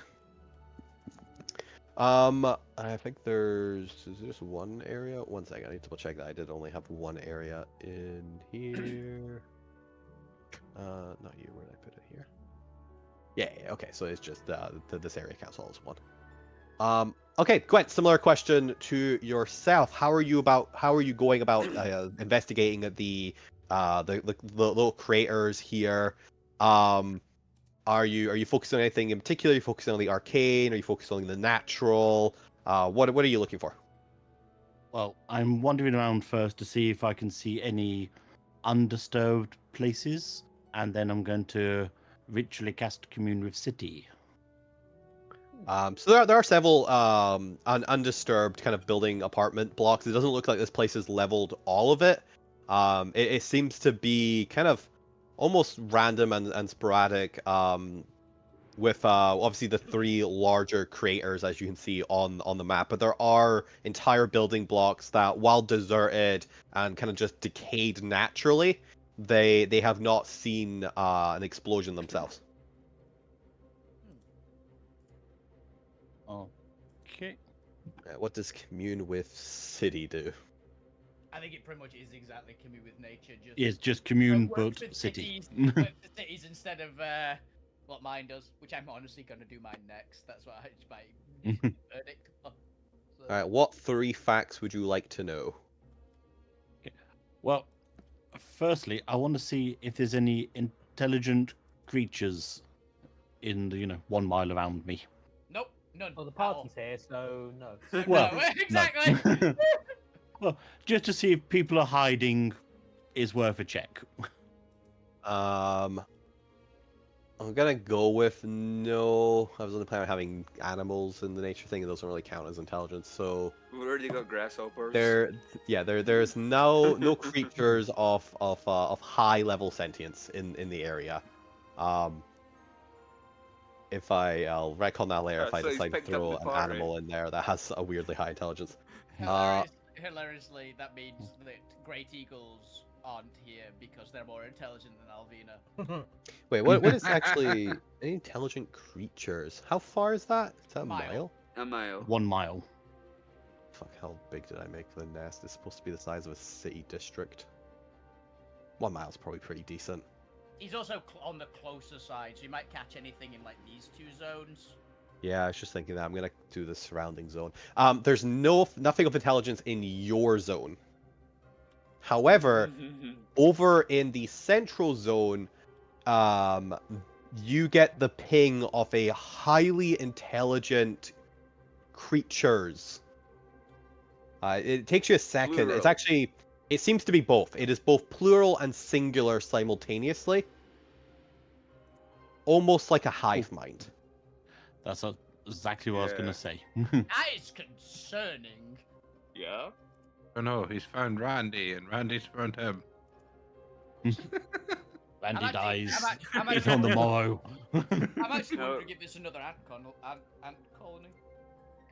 I Maybe. think you just learn if they're intelligent. I don't think you get to learn anything more than that. At least with that No, I question. don't think so. Yeah. 3 facts. Yep, so that's the first one. What are the other ones? Okay. Like, which of these pink and purple scars in the sky, is there one that's significantly more powerful than the others? Influence all other planes in existence. Yeah. Just trying to see if there's one that we have to be more careful going near. I would say Stronger These are all no. fear-based questions. I don't like they- the way you said that. They give off insignificant differences in power. They all seem to be emanating from the same place, so they're kind of giving that same level of background power. It's only really their size that's different, and I don't think that has a really direct proportional link to the energy coming through it. So they are all relatively the same. that's a fair point. This is a big enough cave that it counts for the full distance, right? By the way, of the commune spells, because technically underground they have shorter distance. But Yes, like we're in a 600 big-ass- feet underground. Yeah, we're in really big cave. Is it okay to do the full one? Yeah, since this is supposed to be like a single area, that's fine. But I do mine as well. That was that just intelligence and area? I don't think there was a third yet. The third would be: is there a major source of electrical power, i.e., like Zormir's gloves? Ooh, good bet. Good bet. Like, I mean, if he's underground, probably not going to get it, but at least I would know. Oh, at least the This corpse of area. Zormir is not in this kind of area.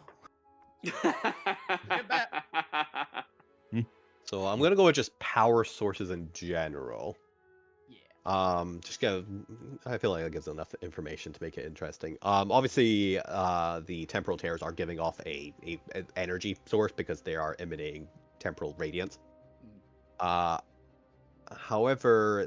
I just got to double check. I don't think there's any other major sources other than that one I'm about to mention. No, there is one I'm gonna call large energy source. What appears to be at the center of the rebellion headquarters.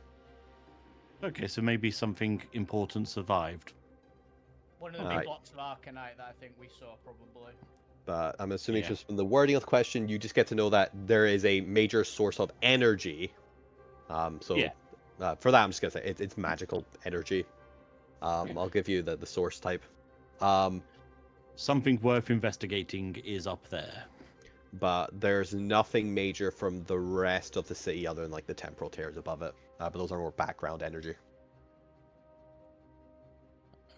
Okay. So then the only other thing I will do, apart from just taking a general mosey around to see if I can find anything that would give me an idea of dates, like look inside buildings, see if we can find calendars or anything that can help, I will cast sending to fuck you. Okay. Okay, go ahead and give me an investigation check while you're looking through the buildings. And are you actively looking at the non-destroyed buildings in hope of finding intact? Yeah, because I imagine the destroyed buildings would be vaguely useless. And speaking of vaguely useless, there you are. So you find kind of yeah, well, you find information you've already discovered so far. You get confirmation. I'll give you that of you actually find like a more intact newspaper, and it has a date a couple weeks in the future of when you left.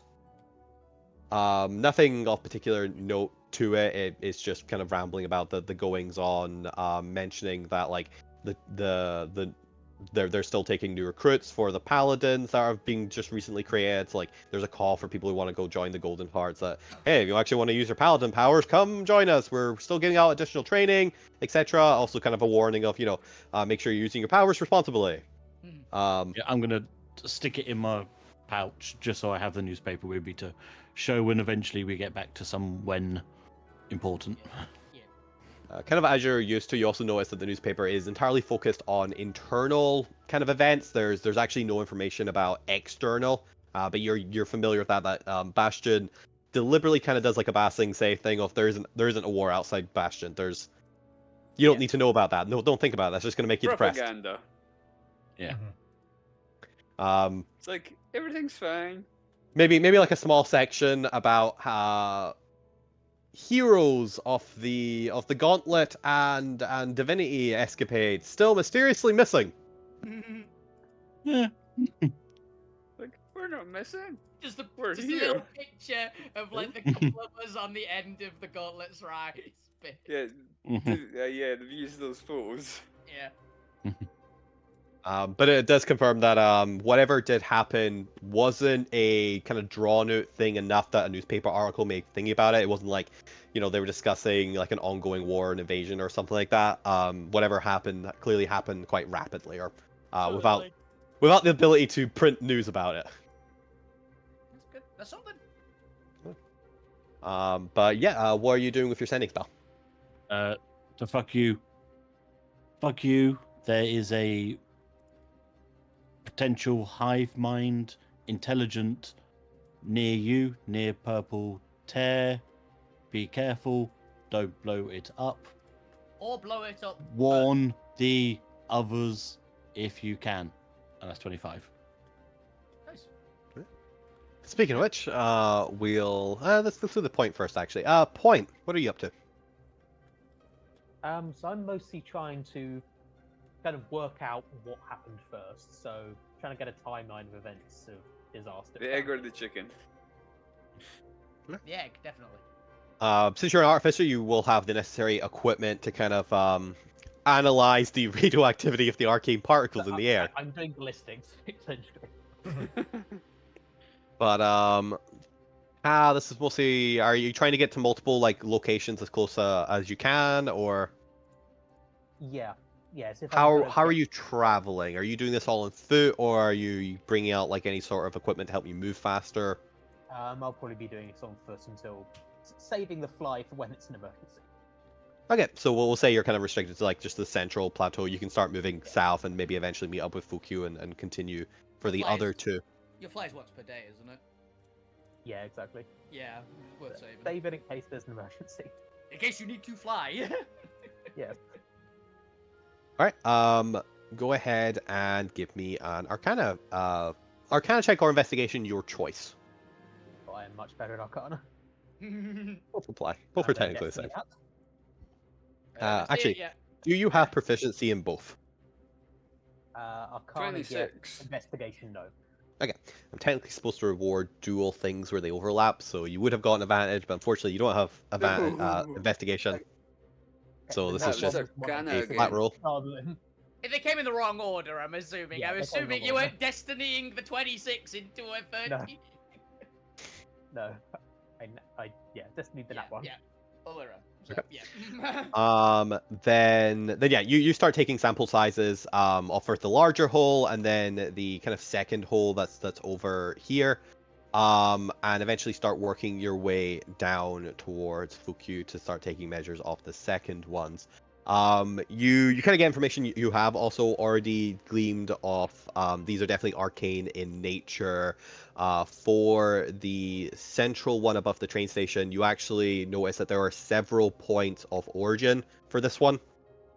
So this one was made with several bombs going off at once, and they all pretty much do go off simultaneously. From your estimates, there is no meaningful difference. They might be slight seconds difference, but kind of irrelevant. And similarly for the other one over here, this one appears to be a combination of two bombs that have also gone off. You'll notice that these ones were kind of created in like almost like a central pattern, and these ones were created in a more linear one. Give me a history check to see if you remember how the train station was laid out when you first arrived in the nest.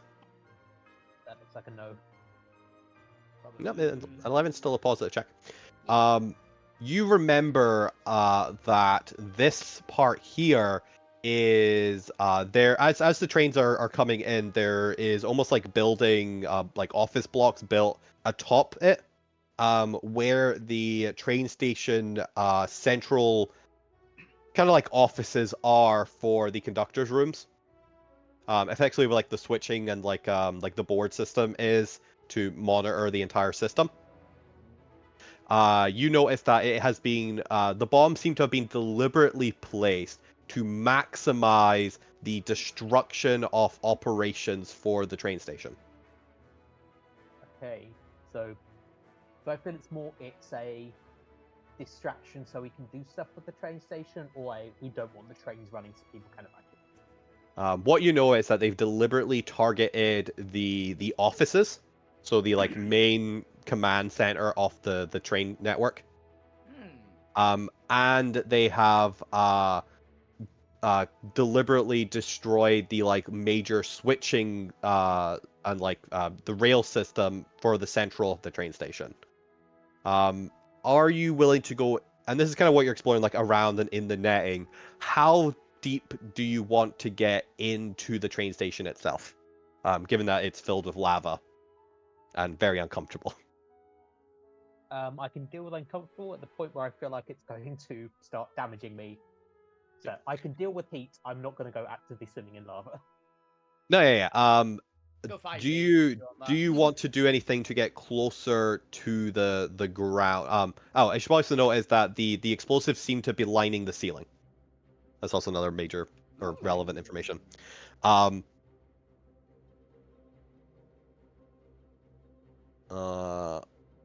Yeah, so all of the explosions were because of the offices are also like above the rails, so they were also like an arc over the rails. All of the explosives were at the top tier on the ceiling or in the office itself, so above the rails.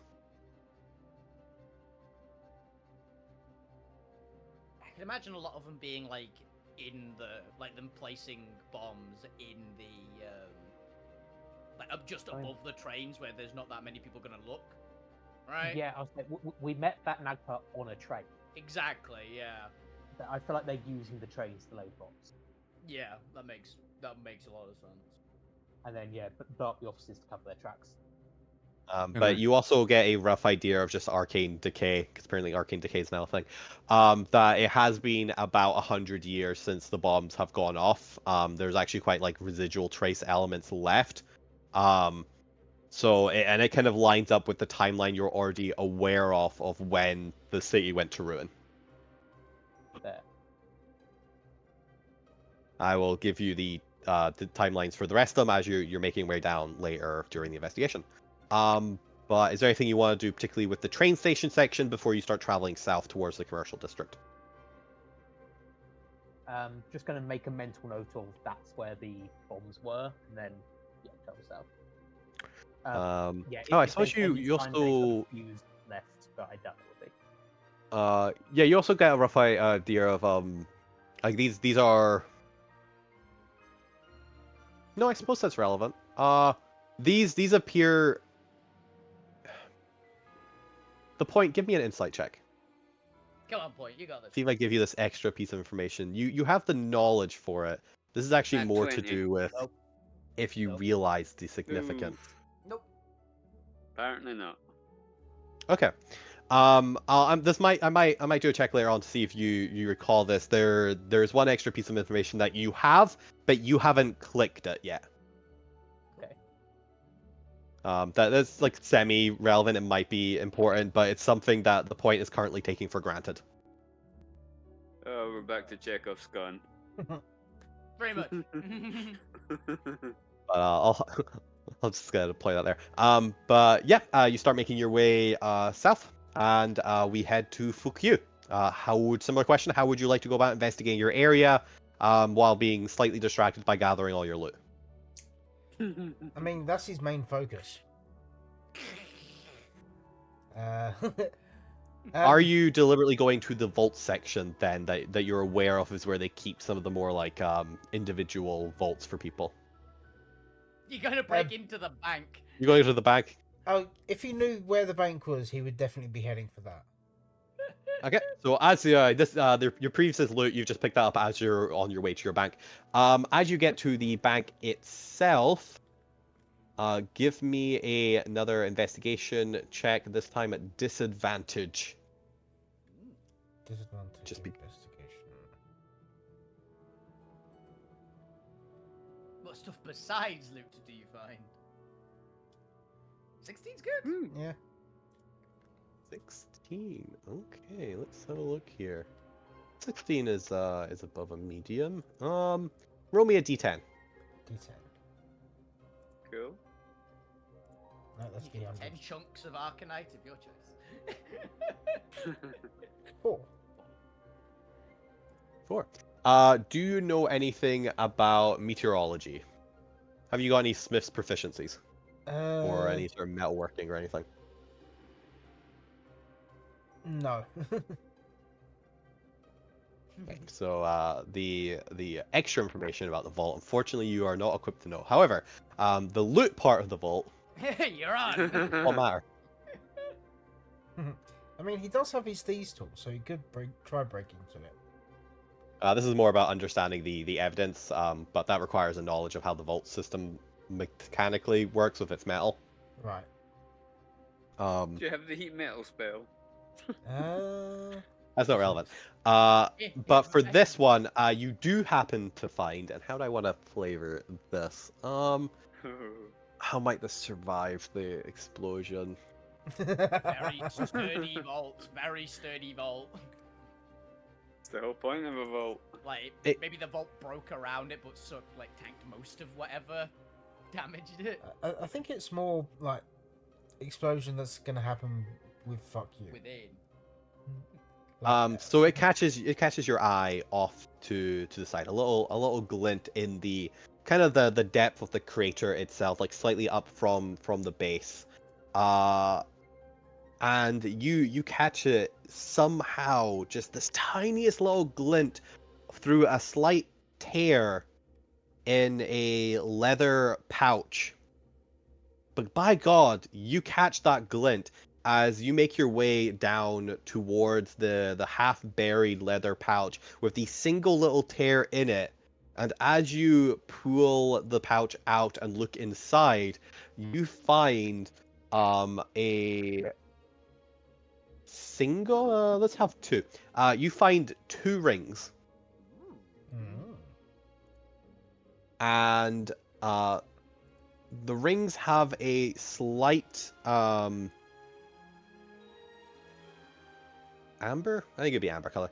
The rings have two amber crystals embedded in it. Well, has an amber crystal embedded in each. And with your knowledge, you are aware that both rings are Arcanite rings. This is amber Arcanite on both rings. We haven't had an amber Arcanite ring yet, have we? No. Ooh, Yeah, actually don't. we've We've not had amber yet. No, we've had teal and purple? At least in this campaign. The hybrids only exist in this campaign. Yeah. I mean, I wasn't certain if amber was one, but... I mean, fuck you's Yellow got. and red, probably? No, fuck you's got Vermilion Arcanite. Yellow, brown, orange. I have a vermilion as well, okay. Interesting. That Huh. I say as I actually looked this up on Monday. What was it? Point? It's the enlarge reduce Arcanite. Oh, cool! That could be really handy, actually. If they do exactly that, this could be really cool. Yeah, I mean, that's just straight up orange for the enlarge, isn't it? But if one, orange, if they, orange is focus, and then amber is the shrinking growing one. Mm. if they potentially could be, you get to pick your size, which would be really handy for fuck you and Alvina. Like, Yeah. they're the two I can think of. Fuck Well, you, give Paul, me morphs an into Arcana something big, then Unless you have uses the ring. identify spell. Give me an Arcana Uh, check if you don't have the identify spell. If you have the identify spell, you just fucking cast identify. No, it doesn't have it prepared. But it can do it. Do you know it? Because it is a ritual spell. Actually, do you Um, get ritual cast? I don't think But- bards get ritual casting. Bods do they? do, bods do get ritual, but I would still need to have it prepared to do it. It's not like a wizard. No, that's what the You wizard can't manages. spell Yeah. book it. You can't spell Okay. book it. Nah. Then yes, give me an Arcana check. Come on, fuck you. Get a really good roll. Nat 20. Yeah, 13's not quite bad. decent. 13's okay. Might not be enough, but it's good at least. He recognizes his Arcanite.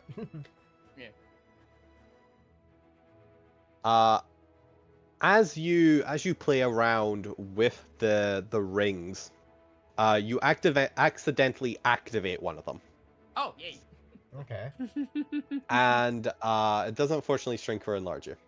Oh, okay. What it does, however, you notice that the Arcanite itself seems to almost open up, like a little pyramid opening. Okay. And almost like hovering out of it and increasing in size is a very lovely decorated and tied spell scroll. Oh. Ooh. Oh, is it Oh, it could be a storage item. Yeah. That'd be cool. Is this the Pokeball? It might be. It Yeah. might be the Pokeball, but for items instead of creatures. Which is great for, like, you guys, honestly. Like, that'd be really handy. I mean, fuck you still got his bag of holding. He's fine. But yeah, but if you get more bags of holding for, like, items, you can, like, just get one. That's True. really cool.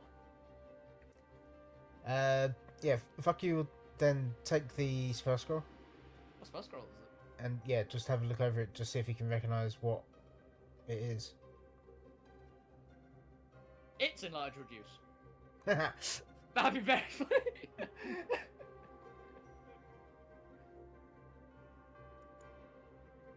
Okay, do.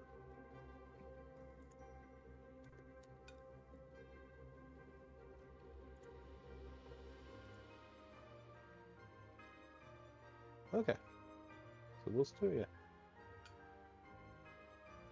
You has to quickly check something. I didn't actually assign each of them to a ring, and you only activated one. Roll me a d10. I'll say below is this one, above is that one.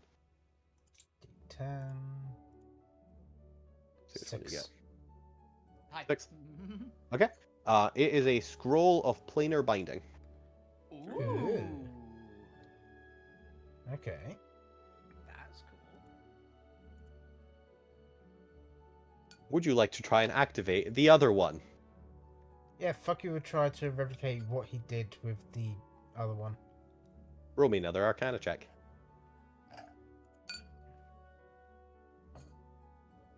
11. Yeah, still success. Yay. All right, and so I'll say like the DC is technically lower anyway because you figure it out. Similar thing happens to the other one, and you get a scroll off wall of. That's a terrible way of saying it. Scroll off wall of stone, Oh, that's great. That's a great spell. as well as 2 times ring of item storing. Items. The item has to be technically like a small item. Mhm. Be like a scroll or a knife or something. You can't like do it to a sword, kind of thing. Yeah, effective.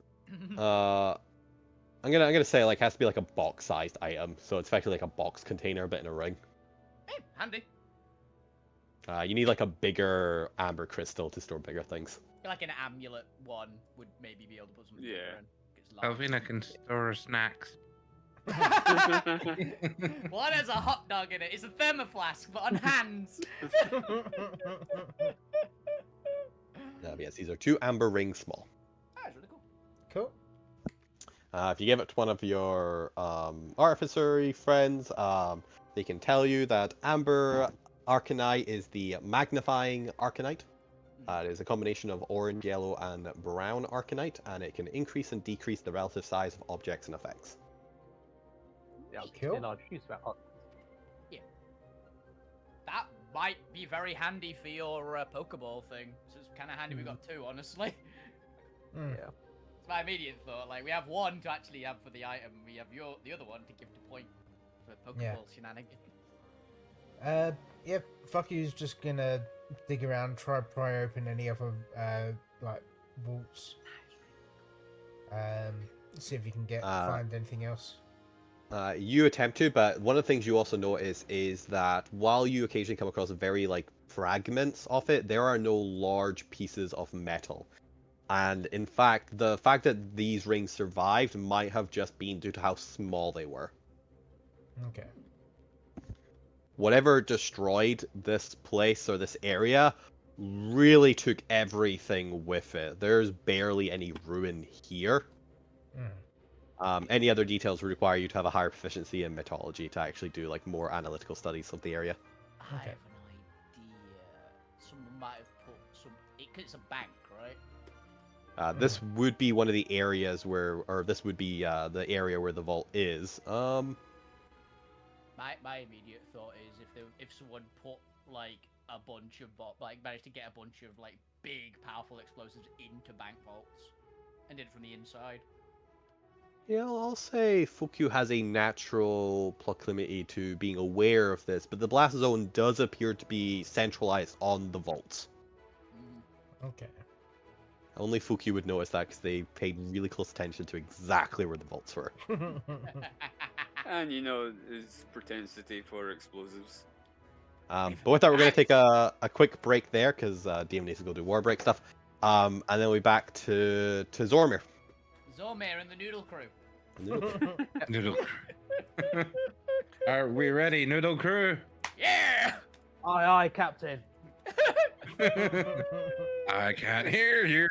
Aye, aye, aye. Captain! I peaked my The mic same with but that. in Yeti. Oog, Oh, oog, Lord. Agrin! Ooh, Raglan. Who lives in the caves? Who lives in the water park under the cave? Dr. Zormir. Zormir. And the pasta gangsters. I do really like those rings though. Those are really cool. Yeah. Mm. Cool. I can think of Amber. lots of You shenanigans. need amber arcanite to make your Pokeball. It's gotta be part of it, right? So at the time, it was copper and white, but I think Chris might have rethought that. But still, you could do copper, white, and amber might like help with it essentially. Like Oh, you might. I mean, it that- might be the Wait, ones of there's a this is- few mixed yeah. together. This is Wait, the this- small version, so the copper and white might be a larger version.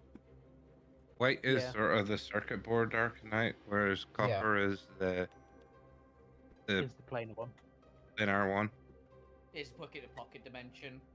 That I think Pokeball, where you store your Pokemon somewhere safe, in a nice pocket dimension copper, where you just like shrink them down and carry them with you. In a ball, put 'em in a ball.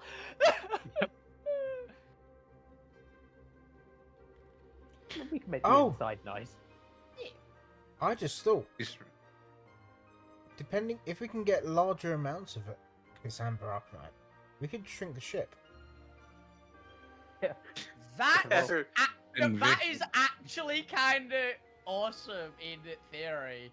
The humans start invading the other places by sending in people with Pokeballs and sending in armies. Just going. Just shipping, just put it one crate, and then we just everyone unleash at a certain time, and there's suddenly Oh an god, I army. had a horrible thought. Trojan What? horse, but it's just I mean, Gwen. Like, Yeah. is it That's is shrinking correct. an army any worse than Zormir giving the giants Iron Man armor? It's actually slightly less terrible Yeah, Is it? yeah, because we'll be because the ones we're using the ones it. doing it. Yeah, Oh, they're not all yeah. active enemies. We're the ones doing it until, I don't know, there's a young child or demon that gives point big eyes, and then he goes, oh, maybe I'll join with this one and fuck Fair up this point. world as well. Don't worry, don't worry. We already know that Point doesn't do that with primordial monsters. That's Alvina's job. Point does it with anything even vaguely celestial, so the Empire's gonna get it. Yeah. How many angels? The can point will Alvina imbue fit on anybody the head of a with pin? magic. No. More now. No, we just use the giants to fight. We Pokeball them in, and then they come out in their Iron Man stuff, and then they take on like the Celestials or There's actually one bit which I've kind of clicked is a possibility, which actually might be able to get allies. I don't think the giants. We might actually be able to get some dragons on side though, because if the giant black dragon is anything to go by, they might be like powerful dragons might be their own factions and don't actually associate with the monarchies particularly. Maybe. Yeah. Yeah, sounds like it. We might like obviously they'll probably bow to their respective one, but they probably like are a little more apart, so we might actually be able to get one or two on side. Pokeball them and yo. I mean, even a freaking young dragon is significantly more powerful than a lot of other options. Dun dun dun dun dun dun. I do very much want to go to the black dragon. You domain would. at this point. Yes. Oh, good. Melty faces everywhere. Good. Here's a melty face for you, one for you. One for you, Acid one does for not agree you. with my Yeah. complexion. Hey, fine. We've got 4 weeks left. We've got 4 weeks of learning left before Alvina can speak Draconic. Which we've been at 4 weeks for so long now. She's 6 out of 10. Yeah, but what chance have you had to actually? That's learn? why we've spent like a month on 2 days. Because you're accepting all these quests. It's like, No, it's been the yeah, same 2 I'll- days. I'll kill these ants for you. Hey, I Well- haven't done Now we're that yet. stuck in the future. Might as well learn to climb. No, but you accepted it. Hey, I said I'd go and have a conversation on it. I said I'd help deal with the ants, and honestly, I now know the demonically possessed ants, and I'm not at all going to commune with nature to see, is this an actual full ants nest with there's billions in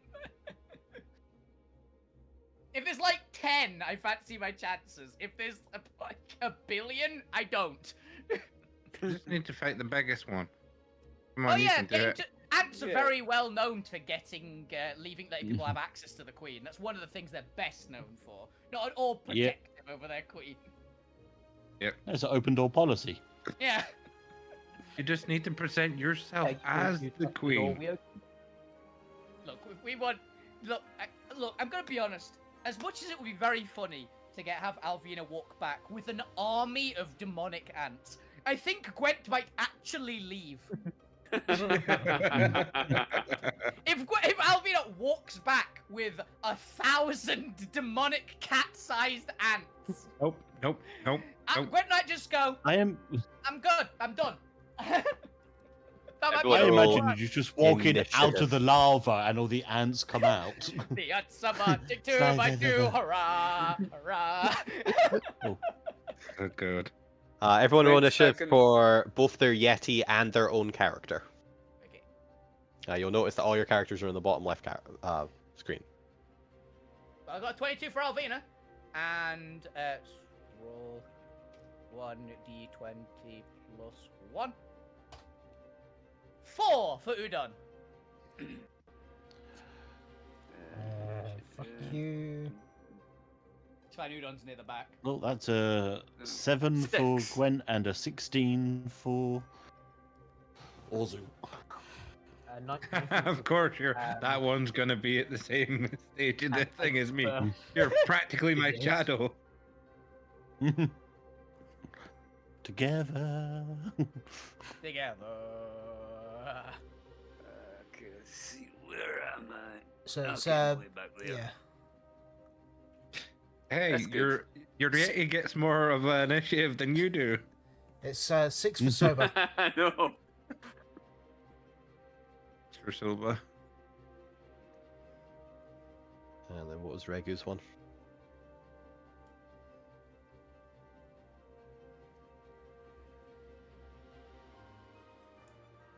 Us are on the 20 plus 1.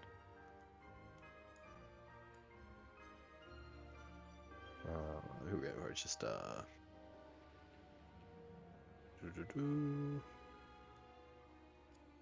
got I don't know why my rolls just go to you, Chris. Whisper, whisper, whisper, whisper. Yeah, you've got it set so your whispers go to Chris rather than the chat. Oh, it's on the character sheets. There's a thing which says whisper to GM only. I have it as query, so it always asks. There is a setting which But I'm is just- default. But I'm just using the Beyond 20 thing, so it shouldn't do. Oh no, it Yep. does that by default. You have to click on the giant B at the top left of the character block. And then Giant B. Ah. You know, the red D20. Unrelated to the ants and all that. Neil, have you rolled your Yeti yet? For your Yeti's initiative? Yeah, I got 6. No, that was you. You have to roll for your Yeti as You well. got to roll for Oh, Yeti alright. as well. Roll me a D20. I thought that meant. Right, okay. Roll 1d20 plus 1. He's No, the just kidding. I was just gonna add the one. Hey. Fuck me, 18. Go. 18. 18. This is because I can also just do investigation stuff in the background to break up the combat a little bit. Yeah. Alvina and the other elf in this fight. Fucking else, man. What are they doing? Also, this Alright, is one of the few times Alvina rolls well on initiative, by the way, is when she's not in fight. So to set the scene, a Drider has just cast Fairy Fire on Fusili, failing to get Soba and Zormir in that, and dropping down in what is very clearly supposed to be an ambush, but luckily Zormir managed to warn everyone before they got surprised, are these large Quaggoth, furred, slightly hunched over werewolf and Fusili. They're not actually werewolves, they just look large and Seriously, dog-like. if you go the ones that are in Overlord, they look very much like just dwarf werewolves, essentially. So. And a Drider who is still up on the ceiling, wedged behind the wall and a stalactite, and has 3/4 cover from the stalactite they're kind of using to defend themselves with. Zormir, what is your passive perception? My passive is Pretty good, right? 16. 16. While you are distracted with what's going on in forward, you do hear the resounding signs of combat beginning around the bend. It looks like the ambush is complete, and there are Udon, Regu, and Orza are fighting on the other side. Hmm. Which for the rest of them, I can grab these. What? Oh, it's 'cause of the goddamn clicker. That's why. Let's have you circling in. Technically a little bit further out, but they will drop down into these positions.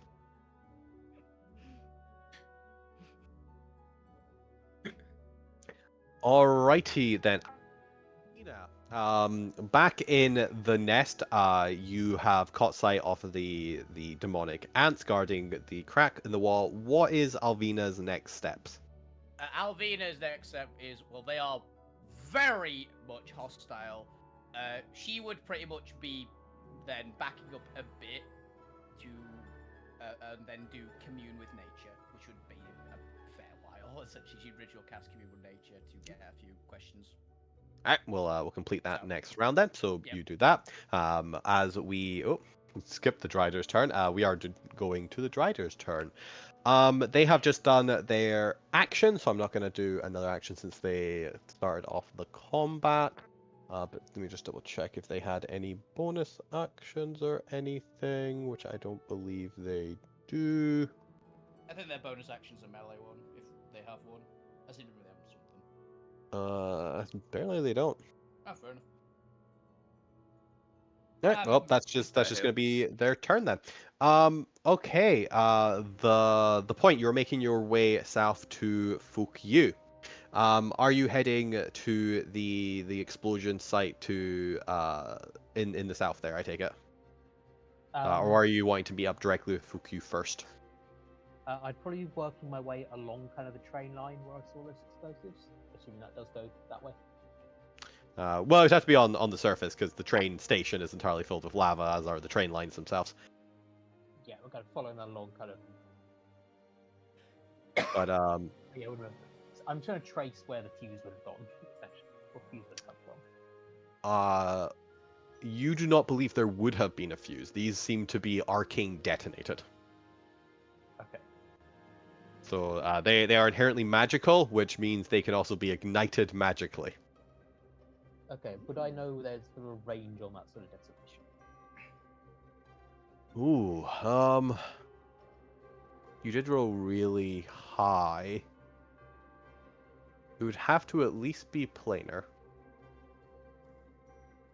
What is the range of something like that?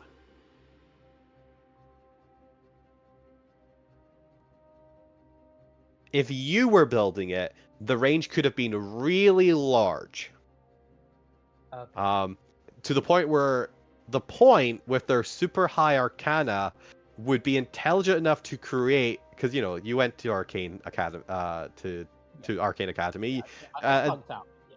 You're a prodigy, though. As we all know, anyone who flunks out of a high prestige university clearly knows how to make a nuke. Yep. That's how that works. Which means you, as the you wouldn't do it, but you are aware of how to make a arcane bomb that ignites on a sending spell. Okay. Which means, in theory, you could also probably set a bomb up in a different planar reality. There would just be a more statistical chance of failing to ignite it. It's Now- still terrifying. It's okay. Dear But God. if it fails, just do it again. The the question though that you inevitably come to is, you aren't. While you yourself could do this because of just the arcane study of the main sphere. You don't believe that there are very many that could do something as similar in the altered chat sphere, or in the shattered alt sphere. Altered chats. Nope. Okay, there we go. I'm still doing it. It's an alternate version of the universe. This is what this one's called. Yeah, you don't want to be It's there. the Shattered Outsphere after dark. You're also aware that such a mechanism would require a lot of white arcanite to effectively do. You need a lot of control arcanite to do something like that. And basically you don't believe that, and you'll have more information as you continue to investigate. But given how many explosives there were, you realize if this sort of operation, if all of the bombs were made similarly, would require a vast requirement of arcanite, more than you've seen be naturally found in this universe. Okay. So either it was using a new type of arcanite that you've yet to come across, or it was being used, like, you could possibly come up with, just off the top of your head, ideas using like laser arcanite, but that would require line of sight as an ignition trigger. So if they were using Vermilion laser arcanite, you believe they would have to have at least line of sight. Now, there's no limit on that line of sight, so they could have been on the other side of the cavern. They could be miles away, but there are certain limitations, obviously, with, like, to get line of sight, you'd either have to be at a high angle looking down at it, or you'd have to be close by, so there isn't a likelihood of being interrupted. And we're on the roof, so. So there are a couple options that kind of prop to your mind. Either it could have been a line of sight thing, or it requires a large amount of raw arcanite to do something more complicated. But the distance basically scales with the amount of expense that such an operation would take. Okay. Give me a second insight check. Yeah, so of that, I'm gonna see if I can dust for just any arcanite dust, just any remnants. Ooh, good bet. Ooh. Okay. So at this point, Chekhov's gun comes home to fire. Finally. And something that you discovered earlier, as you're making your way to the point, and you're not to the point, to Fukyu, and you're kind of thinking about all this as you're walking. Hang on. You stop. You just suddenly stop mid-street, just in this ruined city, and you realize that you've taken something for granted. You already know that there were vast quantities of red arcanite dust used in these explosions. And you also find a large amount of white arcanite dust mixed in with the residual arcane dusting particles in the air. And you kind of took that for granted because in the main sphere, that's kind of just a given. Like, you would use this amount of red arcanite and white arcanite to create a bomb. It'd be expensive, but we're talking like maybe a very rare item level expensive, like maybe 10, like 50k gold expensive. But from your understanding of the economy of arcanite in this universe, this level of arcanite you have yet to see anywhere in this universe. Would it be the level that we saw in the main, like, HQ, but just of red arcanite? Yeah, it's like, That's what I was thinking. are we thinking HQ or are we thinking Junior? Earlier on, I was thinking we Junior, did but say now a I'm thinking lot. HQ. We saw a They lot. did have a lot. They would have enough arcanite. They are the only faction that you are aware of that would have enough arcanite to do something like this. Calls coming from inside the house. But that's only off the domestic factions you've come across. Who knows if they're getting outside suppliers from, like, the Monstro Guild or somebody that might have access to that amount of arcanite. I just thought of something. Oh, that's bad. My brain just clicked something that might be. You know how little Dark Side went to the main base and he's kind of Oh, high up Damien. in the rank. Yeah, Mhm. he's high up in the ranks and might actually know a couple of like ways to get into the main HQ. And he just went to the place where these very powerful creatures that we know have magic are.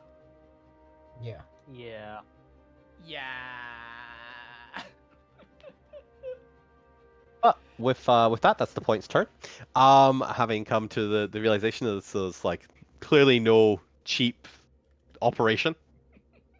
Regu, it is your turn, and there are 3 Quaggoths descending upon you. They've just kind of dropped down from the ceiling. They dropped a little further off, and then like kind of ran in for dramatic sake.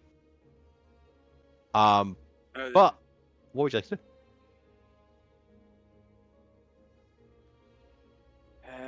God damn it. What you gonna do? What you gonna do as these very hostile-looking creatures come at you? Yeah, I'm gonna go up to this one. Charge! Yeah, attack him in some way. Okay. Do you have the stat block open, or do you want me to click on the claw attack? I don't have it, no. That's fine. I'll just throw it. This is just for the players who did want to click something. Apparently you have chilling gaze. Can use chilling and make 2 claw Yeah. attacks. Mm-hmm. It's just because they're immune to the Yeti. Oh yeah, but we're gonna make this bludgeoning damage instead for their cave dwelling one. Rock Yetis. They're basically Bigfoot. DC 13, and then I'll just do the 2 claw attacks. Does this? Ooh, and it'd be paralyzed. Dear God, yeah, these are fucking powerful. Forgot how Is that this- powerful. They're CR3 creatures. They're pretty beefy. That is a 20 Constitution save, however, on the Quaggoth one, and then 2 claw attacks for a 22, and it's 2 claw attacks and a 24 to hit. Bam! Dragon Both come to play. hits. And they just do extra. Well, we'll say that's again. We'll say do I want? Let's make it force damage. Ooh. You know, I might Stabbing just with I might just make their gaze also force damage. It makes more sense. It is Yeah. kind of more magical in nature. stabbing your Yeti spear and hitting them with a Yeah, my fishing rod. harpoon. He's beat him to death with a fishing rod.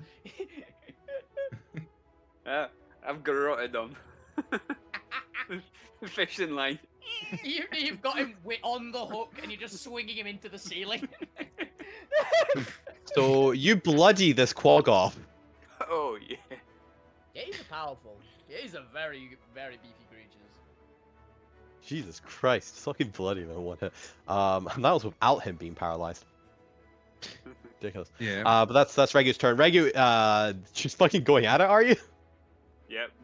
Yeah, Just roar. Yeah. Quaggoths did not pick the right foes. However, it is the Quaggoth's turn, so I'm just going to quickly attack Regu back. We'll do this one actually typed in because Like I I don't did have something wrong. a D21 for this. to be fair, Yetis have very low AC to compensate. They're kind of like a bear, honestly. Would be a good like equal stat creature. Like a bit scarier than a bear. Alright, and they just make 2 claw attacks. They don't get anything special, so that's an 18 and a 24 to hit your Yeti, Both hit. which... AC 12. Did I not actually put the damn things in here? 1 second. I gotta quickly put some hit points and things in here so I can actually track stuff. Alright, 2 hits. I need to roll for damage. Well, the second one also come in and hit Regu, and then the other one come in and hit Ugon, just so I can do all of this a little bit more efficiently. That's another 2 hits, so I can do 4 simultaneously. And let's go ahead and do the Udon hits as well. The other one just comes in straight at Udon for a 17 and a 14 to hit. Both hit. Oh wow, a lot of attacks, and that does only a d6 plus 3. So that's 4 hits on Regu, so I'm just going to do d4, d6 plus 12 for all together, for 20 slashing. If it's claws, it's probably slashing. Yeah, 20 slashing damage onto Regu. Not quite bloodied yet since you have 51 hit points, brings you down to 30 though. And then 2 hits for plus 6. For 12 slashing on Udon. I'm worried more about Fuse, who's right at the front of this. Well, with it, what do you mean? They're only right at the front, surrounded by probably 4 Quaggoths that are going to attack with advantage because of fairy fire. Yep. What do you mean? Fine. They can only get 2 in there at a time. Speaking of which, they are going to jump forward and. What is Thank the God strength these are of this pig guy? Yetis. 16. If you We'll have this one jump forward. Yeah, you can make that. As one of the Ugov, just with their powerful hind leg, just launches across the gap, and they're going to come in, and they're just going to start swinging. Assuming these are more evenly in front of Fusili, but, you know, thingies. They have advantage on this. I believe so. Not like they were having trouble hitting anyway, so that's a 13 to hit, which does hit with the 12 AC. Yeah, you know the Almost guaranteed. Is that there? Second hit for He's I'm already just gonna made it. roll it twice. So that's no crit. This is the second guy, no crit but a hit, Very and then close. That was a crit. Oh, 1 And crit with another- advantage. So that's 4 hits, one of them a crit. 4 That's hits, an one of OG. them a Right. crit. That doubles Oh. the dice. Apparently, It Yeti turned- sounds like Arnold Schwarzenegger. So Does that'd he be get 5. that now? It turns out Fluffy has actually rigged himself with the explosives. Mm. So he dies, he's gonna take him with him. Ow. Ooh. With that crit, they just come thinging in for 33 damage. They have bloodied Fusili.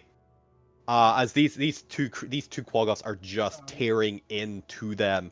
The Fusili is backed up. Suba is trying to help out there, but there is a congestion in this tunnel.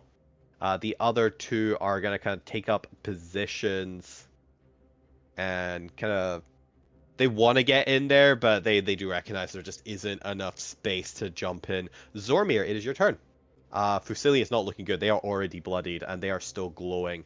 What would you like to do? If only had moved forward that little bit more. They are properly blocked in there. Look Yeah. at it this way, Zormir. You're lucky that they're of size medium on this map already. I think They're still large. I didn't want them taking up too much space. Exactly, that's what I'm meaning. You're lucky that they've taken that much. I think with the 30 feet coverage of Night Pattern, I can get all these guys in here. The 3 and the Drider. With Ooh, okay. Hypnotic Yeah. Pattern.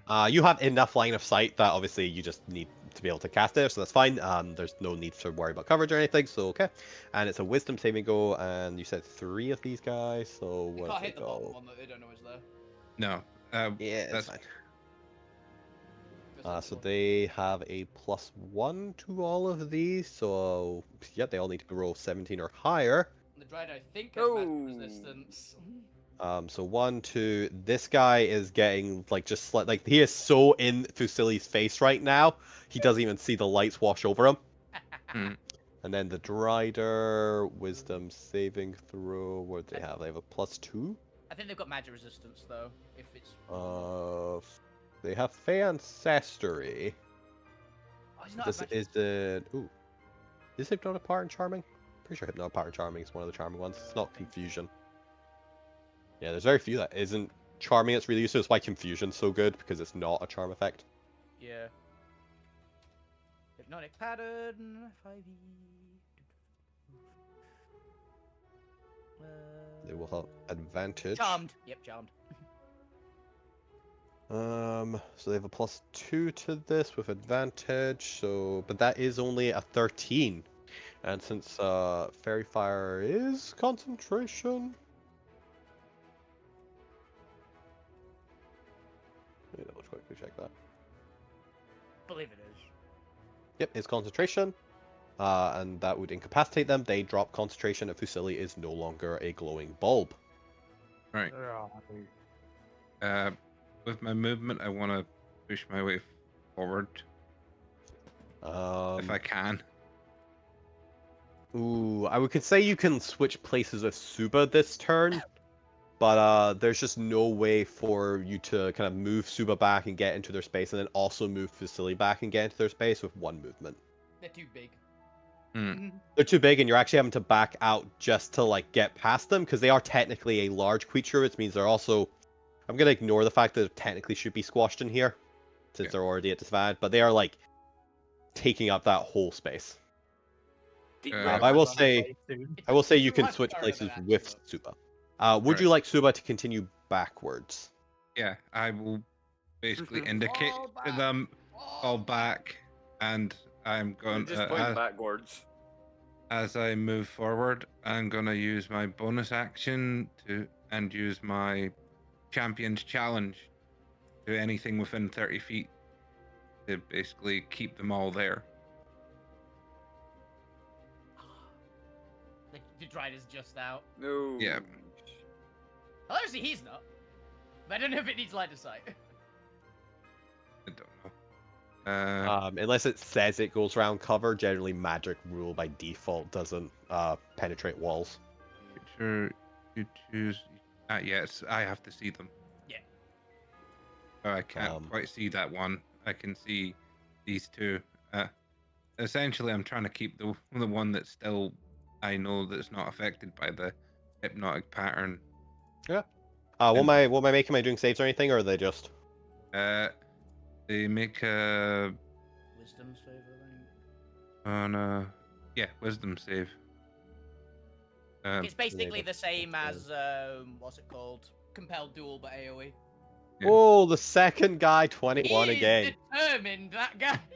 Just still straight in Fusilli's face, completely ignoring you. He's enraged. Okay. But this guy is hypnotic power, and I believe the other guy also failed it. So these two are both hypnotic powers, and this guy, Dryer, also failed it. So pop that on there. Nope, not that thing. And what's this new effect that the top guy's getting? The top guy is basically when he fails, he can't move 30 feet away from me.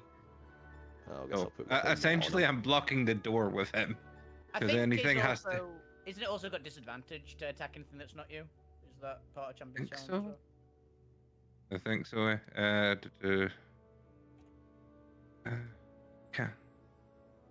On a failed saving throw, the creature can't willingly move away 30 feet from you and affect. Oh, yeah, no disadvantages or anything. No, they just can't move away from me.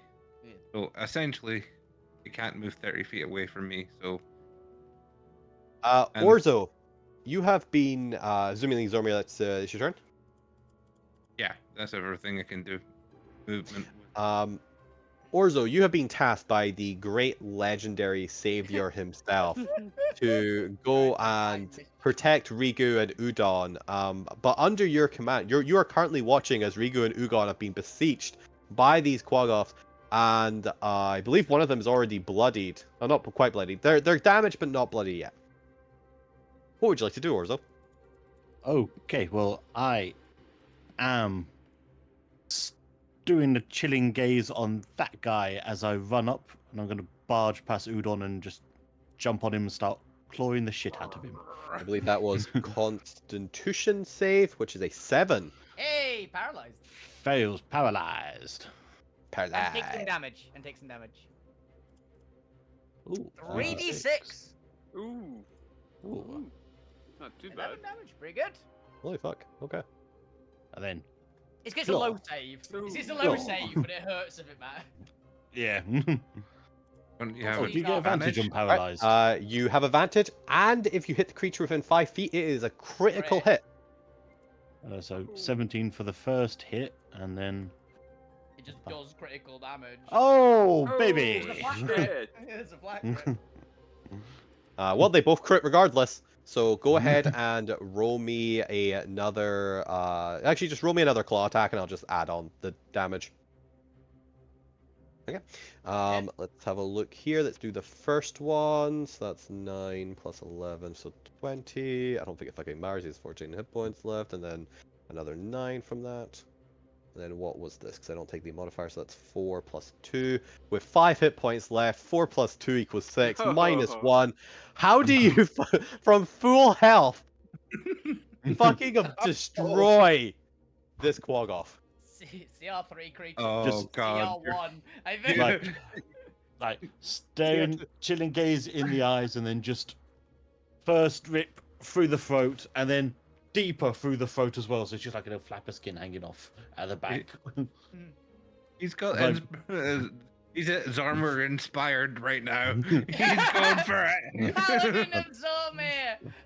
And I'm just gonna, if I could just move to like over here, he's just covered in blood, staring down the others. You just tear through this guy. Okay. Oh, Just gonna While point that's at all that one happening in the next. cave system. mistakes were made. Mistakes were Yeah, made. they attacked 3 Yetis, like this is on them.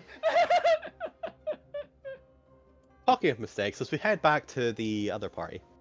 Fuck you, you've just discovered the rings and your spell scrolls, and as you're climbing out of the explosion site, you notice both two things, let's say two things. The point walking up to you, he's maybe about like, they're like 60, 80 foot away, they're currently walking to you, they seem to be pondering something. And at the same time, you notice a collective psionic call, or I guess a collective arcane call, as you receive the sending spell from Gwent, who has a couple words for you that were the previous words that have already been spoken. Yeah, please don't make me say them again. I've forgotten. I mean, I've forgotten what they were as well. Something about telling someone it was- something. It was Yeah, about the there's a psionic hive hive mind mind by, that is near you. Ah, yeah. Don't blow it up. Don't be dickish. So- You're saying that to fuck you. I'm doing my So, best. Yeah, fuck you. Don't be dickish. Fuck you sees the point. He goes, Oh, I just had a voice head thing from Gwent. Apparently, we were supposed to blow up some brains. God damn it. We're gonna blow up some brains. That is the most. What? Fuck using interpretations. To be fair, it's entirely in character for Expecting, Gwen. but what brain? Yeah, what brain? Whose I brain? don't know. Someone said something. He said something about like hive brains, and That's a great point. 1 second, let me just throw a hive. Let me just throw like an elder brain in here somewhere. Yay! I'm still seeing the other map if it helps. yeah. We're still seeing the I'm caves. not- Yeah. Oh yeah, I'm not switching back and forth It's between them. combat. It's combat, Ah, fair man. enough. We're doing amenities. All right. If you wanna, I need a reminder about where it was. It's this bit over here. There you go. I'll put like a giant X onto it where. Put an elder brain model. Give an elder brain model. Elder brain, D&D 5e 222. There's gotta be one somewhere. But here you talk amongst yourself. Yeah, I upload it. Where is the like Forgotten Realms? Oh, here we go. This one's Forgotten Realms. I don't care about using Forgotten Realms stuff. Forgotten Realms was to me. I have no money. We're poor. That was a savage attack there. Don't sue me. I actually make money off of this. Sue Wolfie first. That's Wolfie Bane What do you mean on first? YouTube. It is twitch.tv/DragonBob. No. If Fair. I don't care about like thingy. Right? I mostly just care about not giving credit to like actual artist work. I don't know. This is a giant corporation's artwork. Everything here is either Forgotten Realms or I made it myself. Well, everything here is either Wizards of the Coast. Is that Emrakul, actually? I have no idea where it's from. I just grab it. a So yeah, big it's over fuck here. up jellyfish. I think that's still Drowsy. Still Wizards, so it's fine. Magic the Gathering. We'll explain why it's on the Forgotten Realms wiki. Yep. It's also Yeah, the same but one used on the Critical Role wiki too. Interesting. It looks mostly like an Eldrazi because it's like flat. But there you go. That's where it is. If you want to see it blown up, there you go. There's giant Hey. brain. Brain. Brain. But it's over in this area, or at least this is the rough area that Gwent has communicated with you. As here, the point comes down here. Can I We're get getting one out of of this those? hole. Can I get one of those? Not for the, blow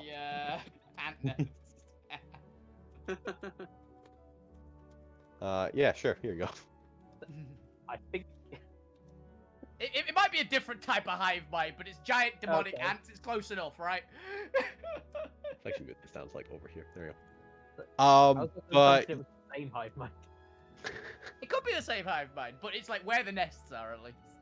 yeah, who knows? Fukir, is there anything else you're doing with? What were you doing now that you've looted the vaults? Yeah, you said to thingy about blowing up the brain. What brain? That big one up there. The big flying one.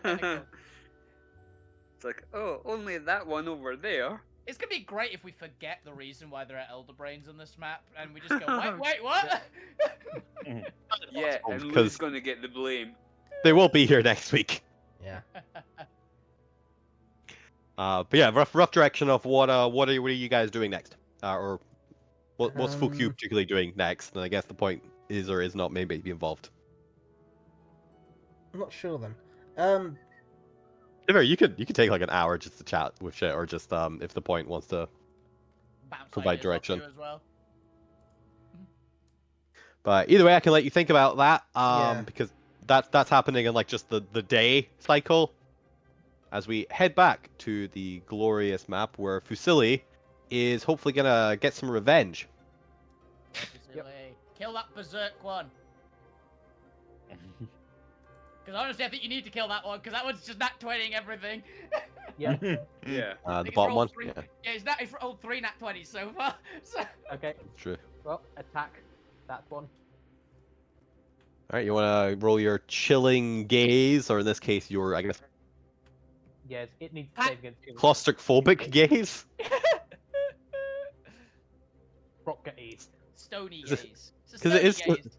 It's supposed to like thingy like give the feeling of like the walls closing in and like squishing you in underground. So Yeah, claustrophobic right. gaze works. Yeah, it works. Do you have the stat block open, or do you want me to roll? I have the stat block open. So for chilling There. gaze, it's the dex save for them. Con save. Con save, so yeah. It is a con save, and they had a +3 to the con save. So that is a success. This one just Um, doesn't want to lose. This to one's the anything. beast! Oh, It's on roids. Take half. Nope. It's a Nope. save or say it's an all or nothing by the look of it. yeah. Yeah. Oh, I realised I can just do this. It's where it's probably like so just a high amount of damage. This is 'cause- he's been typing it. Oh. Oh, okay. What happened? The point hasn't changed their settings, but that is a critical hit. Hey! Oh! That is what is that? 11 plus 9, 20 damage. Good hit. Nice. Not quite bloodying the creature, but getting in there. Mhm. Roll your second claw. Come on. Come on, Fuzzy. Come on, Fuzzy.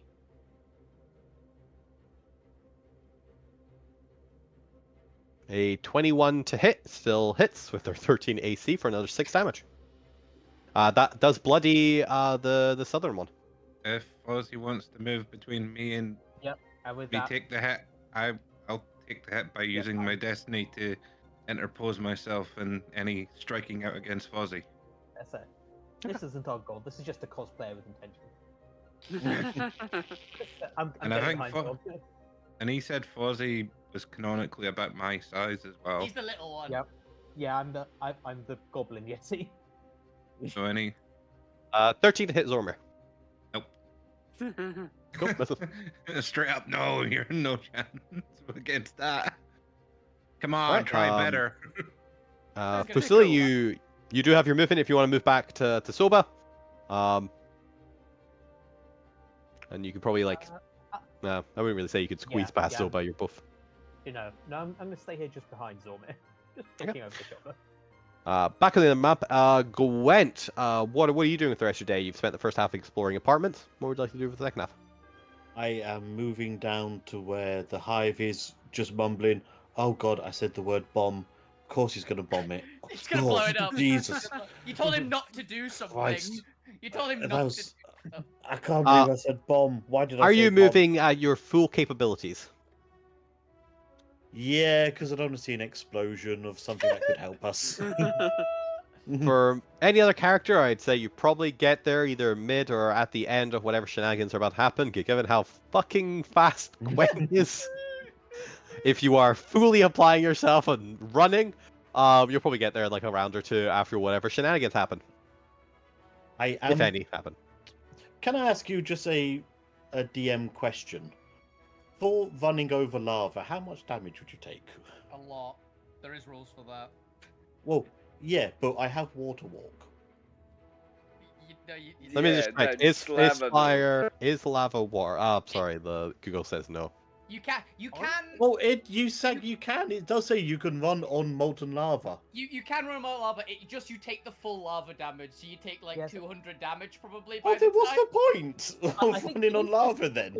If you have fire immunity, If you're fire resistant or you have another spell to completely Any negate the negate. damage. this is Anything to negate fire. this may have come up in a other campaign where a monk ran straight up across a volcanic crater.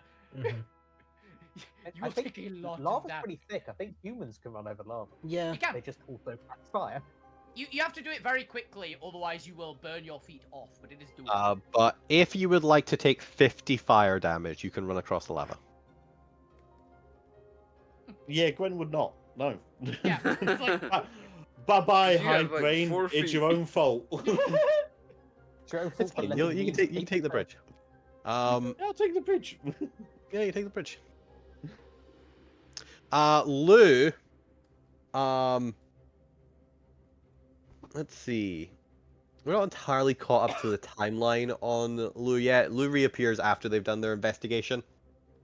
So, Lou, you still have no idea where anybody is. You were heading towards the The HQ. HQ. Are you going through like straight up? There's like a little like corridor into the shadows. It's got like this weird U shape to it. Are you going like straight up the path into the rebellion headquarters where the shadow is, or are you like investigating any of the headquarters outside of it? Where's Lou like? Where's your prime focus? Where are you directly going to? Lou would go to the doorway, just on the outside of it. And would he be able to see anything or much? So the shadows themselves are entirely obscuring. If I switch back to the other map real quick, because we're gonna wrap up the end of the round. So Lou is going up to here. As you can see here, the shadows actually kind of like curve around this central entrance here. So you can actually go into it without touching the shadows. Ignore the other fuck you there. So are you just going up to like this entrance here and like staring down into it, or are you like going stretching into it? Or are you actually walking down this area and like investigating this part here, and hoping Being a that this doesn't like enclose in on you? Being a former warlock, would I be able to like investigate the darkness to see if I know it would be like magical darkness or just like there's no light in here? You just immediately succeed on that. This is magical darkness. More importantly, this is actually this is like a shadow veil that has been thrown up around it. This is almost like a wall of necrotic energy. You are familiar with it from your dealings My with warlock days. Yeah, this is more like disparity art shadow based stuff. You're more with the elder old god kind of vibe, but you know sorry, the DM was just imagining cult conventions. Cult Expo, Cult Con. You met some other warlocks from who are pacted to like Shadowblade warlocks and stuff. Alvina introduced you to someone she beat the crap out of back in that day. So you are aware of the necrotic arts. You're also aware this is quite powerful magic you're looking at here. It's scary. For some reason, I have an odd feeling about this. Isn't where this came from as well. Who knows? Who knows? So many things. But we'll say that's that for now because I want to end on a certain vibe. Which we'll probably have to actually do next week. So not end, but Soba, it is your turn. You have been kind of moved back by Zormir. What would you like to do? Sober would probably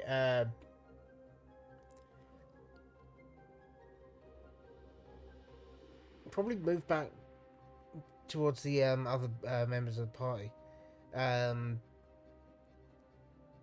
Probably grab Ragu. Is that right? No, it's Fuzz. Yeah. Probably grab Fuzz and try drag them back. Because Right. Fuzz, do you level? I'm assuming, like, as the Yetis know these caves, they know what these things are, and probably might be wary about them. The Yetis are unaware of these creatures. They've never come across them in these caves. They are not native to the caves. All right. So you're grabbing Fuseli? Yeah, you He's try grab. grabbing Fuzzy and trying to pull him. Yeah. Try grab him out. Fuseli going with. I'm fine going. Yeah, I'm fine going with. You guys kind of get dragged back here. Soba has a kilt.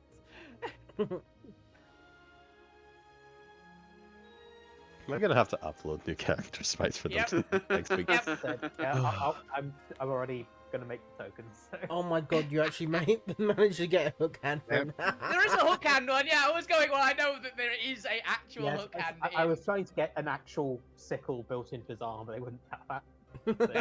You have to use the pyro hook. Yeah. I am very happy with the cow read- print tights.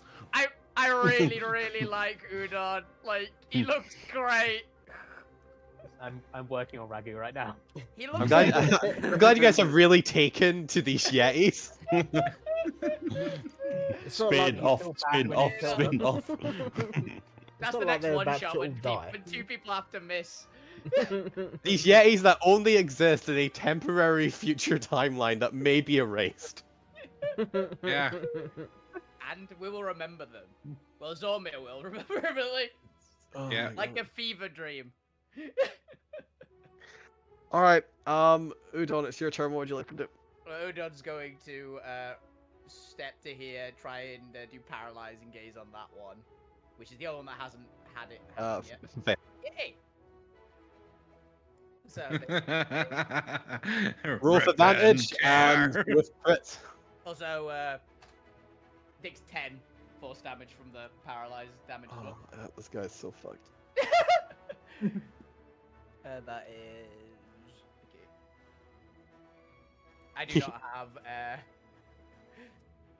I do not have the stat. I have the stat block up to look at it, but it's not going to roll as an actual attack. So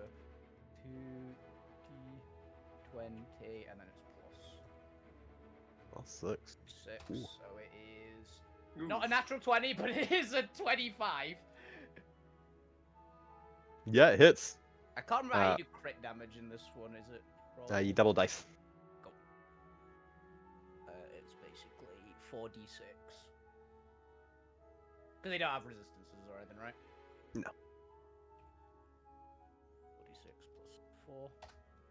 23 for the first hit. Nice. That's an ouch. Yep. Second hit. Still alive. They've got 12 hit points left. Plus 6. Oh, 12. Ooh. They miss.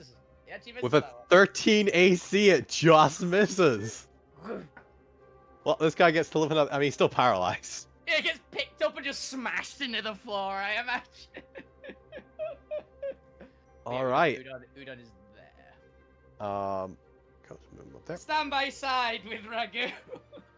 I like how I put this count. First, we're gonna effectively end there with the players getting some Yeti fun. To give some background on the purpose of this encounter, it was supposed to showcase that while Zormir might be invulnerable, there's a chance he could still lose one of he wouldn't be able to save some of the Yetis. But But the Yetis But have the proven DM themselves The more DM may have capable. underestimated how fucking powerful Yetis are. Yetis are really scary. Like, I have used a Yeti as a boss encounter for level 3 party before. Like they're Like, pretty beefy. With the split of it, Zorber is supposed to choose, like, he can't be in 2 places at once. He can't protect all of them. I don't think that's gonna matter for this. The other all 5 Yetis are gonna just body these 3 unfortunate fuckers. Else I They hold these just ones. met their gods and they're working with them. It's a They're obviously cosplayer. going to be Definitely a super cosplayer. pumped and have to prove themselves. No, The for only CR3, because like the Yetis are CR3, these guys are CR2, so it's not supposed to be that fucking a difference in power level. And the Drider is like a CR6, so it adds a lot in there. Destructive. Yeah, that is terrifying. But for CR3s, Yetis, man, they are really powerful CR3s. They are like boss encounter ones pretty much. And I've just locked out the Drider and at least 2 of the But the other. thing with the Quaggoth are like CR2, but they're CR2 intended to be in like groups. Yetis aren't. Yetis are CR3 designed to be on their own or with like 2 of them. I want to see. How much Usually. health do these things have? And what's So their the- AC? Quaggoths have 45 hit points and a 13 AC. I'm There's just not gonna- that difference I'm in just- health. I want to roll something quickly. Oh yeah, like they have like 1 more AC and like 10 less health because you only have actually have like 51. They have 51. They have 51. So it's not it's like a difference of like 6 health and 1 AC. So they are technically comparable and they both get multi attack. The only difference is the Yeti's Chilling Gaze, while a low DC like 13, it's still really good for like a monster. Yeah. So far, I would have Imagine killed doing this as a level 3. Like, imagine being a level 3 character meeting one of these. I've not. And then dying real soon after. Very much. I didn't quite. I'm not doing quite enough damage to kill them in 1 hit, but at times. But there's a potential of killing I it mean, in a hit for me. You've got a round. You got a round for them. Yeah. But that is going to be our session for today. We got to see what Zormir's up to as he's slowly working his way back to the party. He's gonna earn that reunion with the party. Hey, did you know that I have a city that hails me as a god? I don't believe And then Yeah, you we all go, do. hey, do you know I've been hailed by insects as a god? I have been called a god by a locust swarm. Hey, do you I'm know far that more God worried thought I of was a Zormir god? coming out with a Yeti coat. I've been called a god as well, so you know. Alright, you guys. You're not even tier 4 yet. Calm down. Yeah, you've been called their savior. Me and Zormir have been called gods. I mean, Also, I don't think Gwent is surprised anymore when people call Alvina things. Mhm. so, tier 3, you get called gods. Tier 4, you are gods. Oh yeah, I just need to add something else to my list. Oh god. I've Bother already that. added one today, so I'm just gonna another one. That's why I was saying no. Yeah. The year earlier. The insect god. No, When God of you were- Locusts, not insects. God of God Locust. of Locusts, which is horrifying because I actually know a character that is the God of Locusts because they're a final boss in a video game. Yeah. Oh no. Oh, I think I've run out of space. Yetis have Nope. survived their encounter, or presumably Yetis are going to survive their encounter with these random creatures they've never met before. Party has learned a couple of interesting tidbits about the city, There we go. and have a couple conspiracies already beginning to form. Mm-hmm. And we'll find out next week. Hopefully we can finish up the investigation of the city and the combat, and we can see what is actually going on with this future. Who knows? But yes, that's been Temporal Shenanigans Part 3. Thank you all for watching. Thank you all for playing. Hope you all had fun and you enjoyed the show. And tune in next week for more shenanigans. Yeah. Good night. Guaranteed that. Bye. See ya. Bye. Mhm.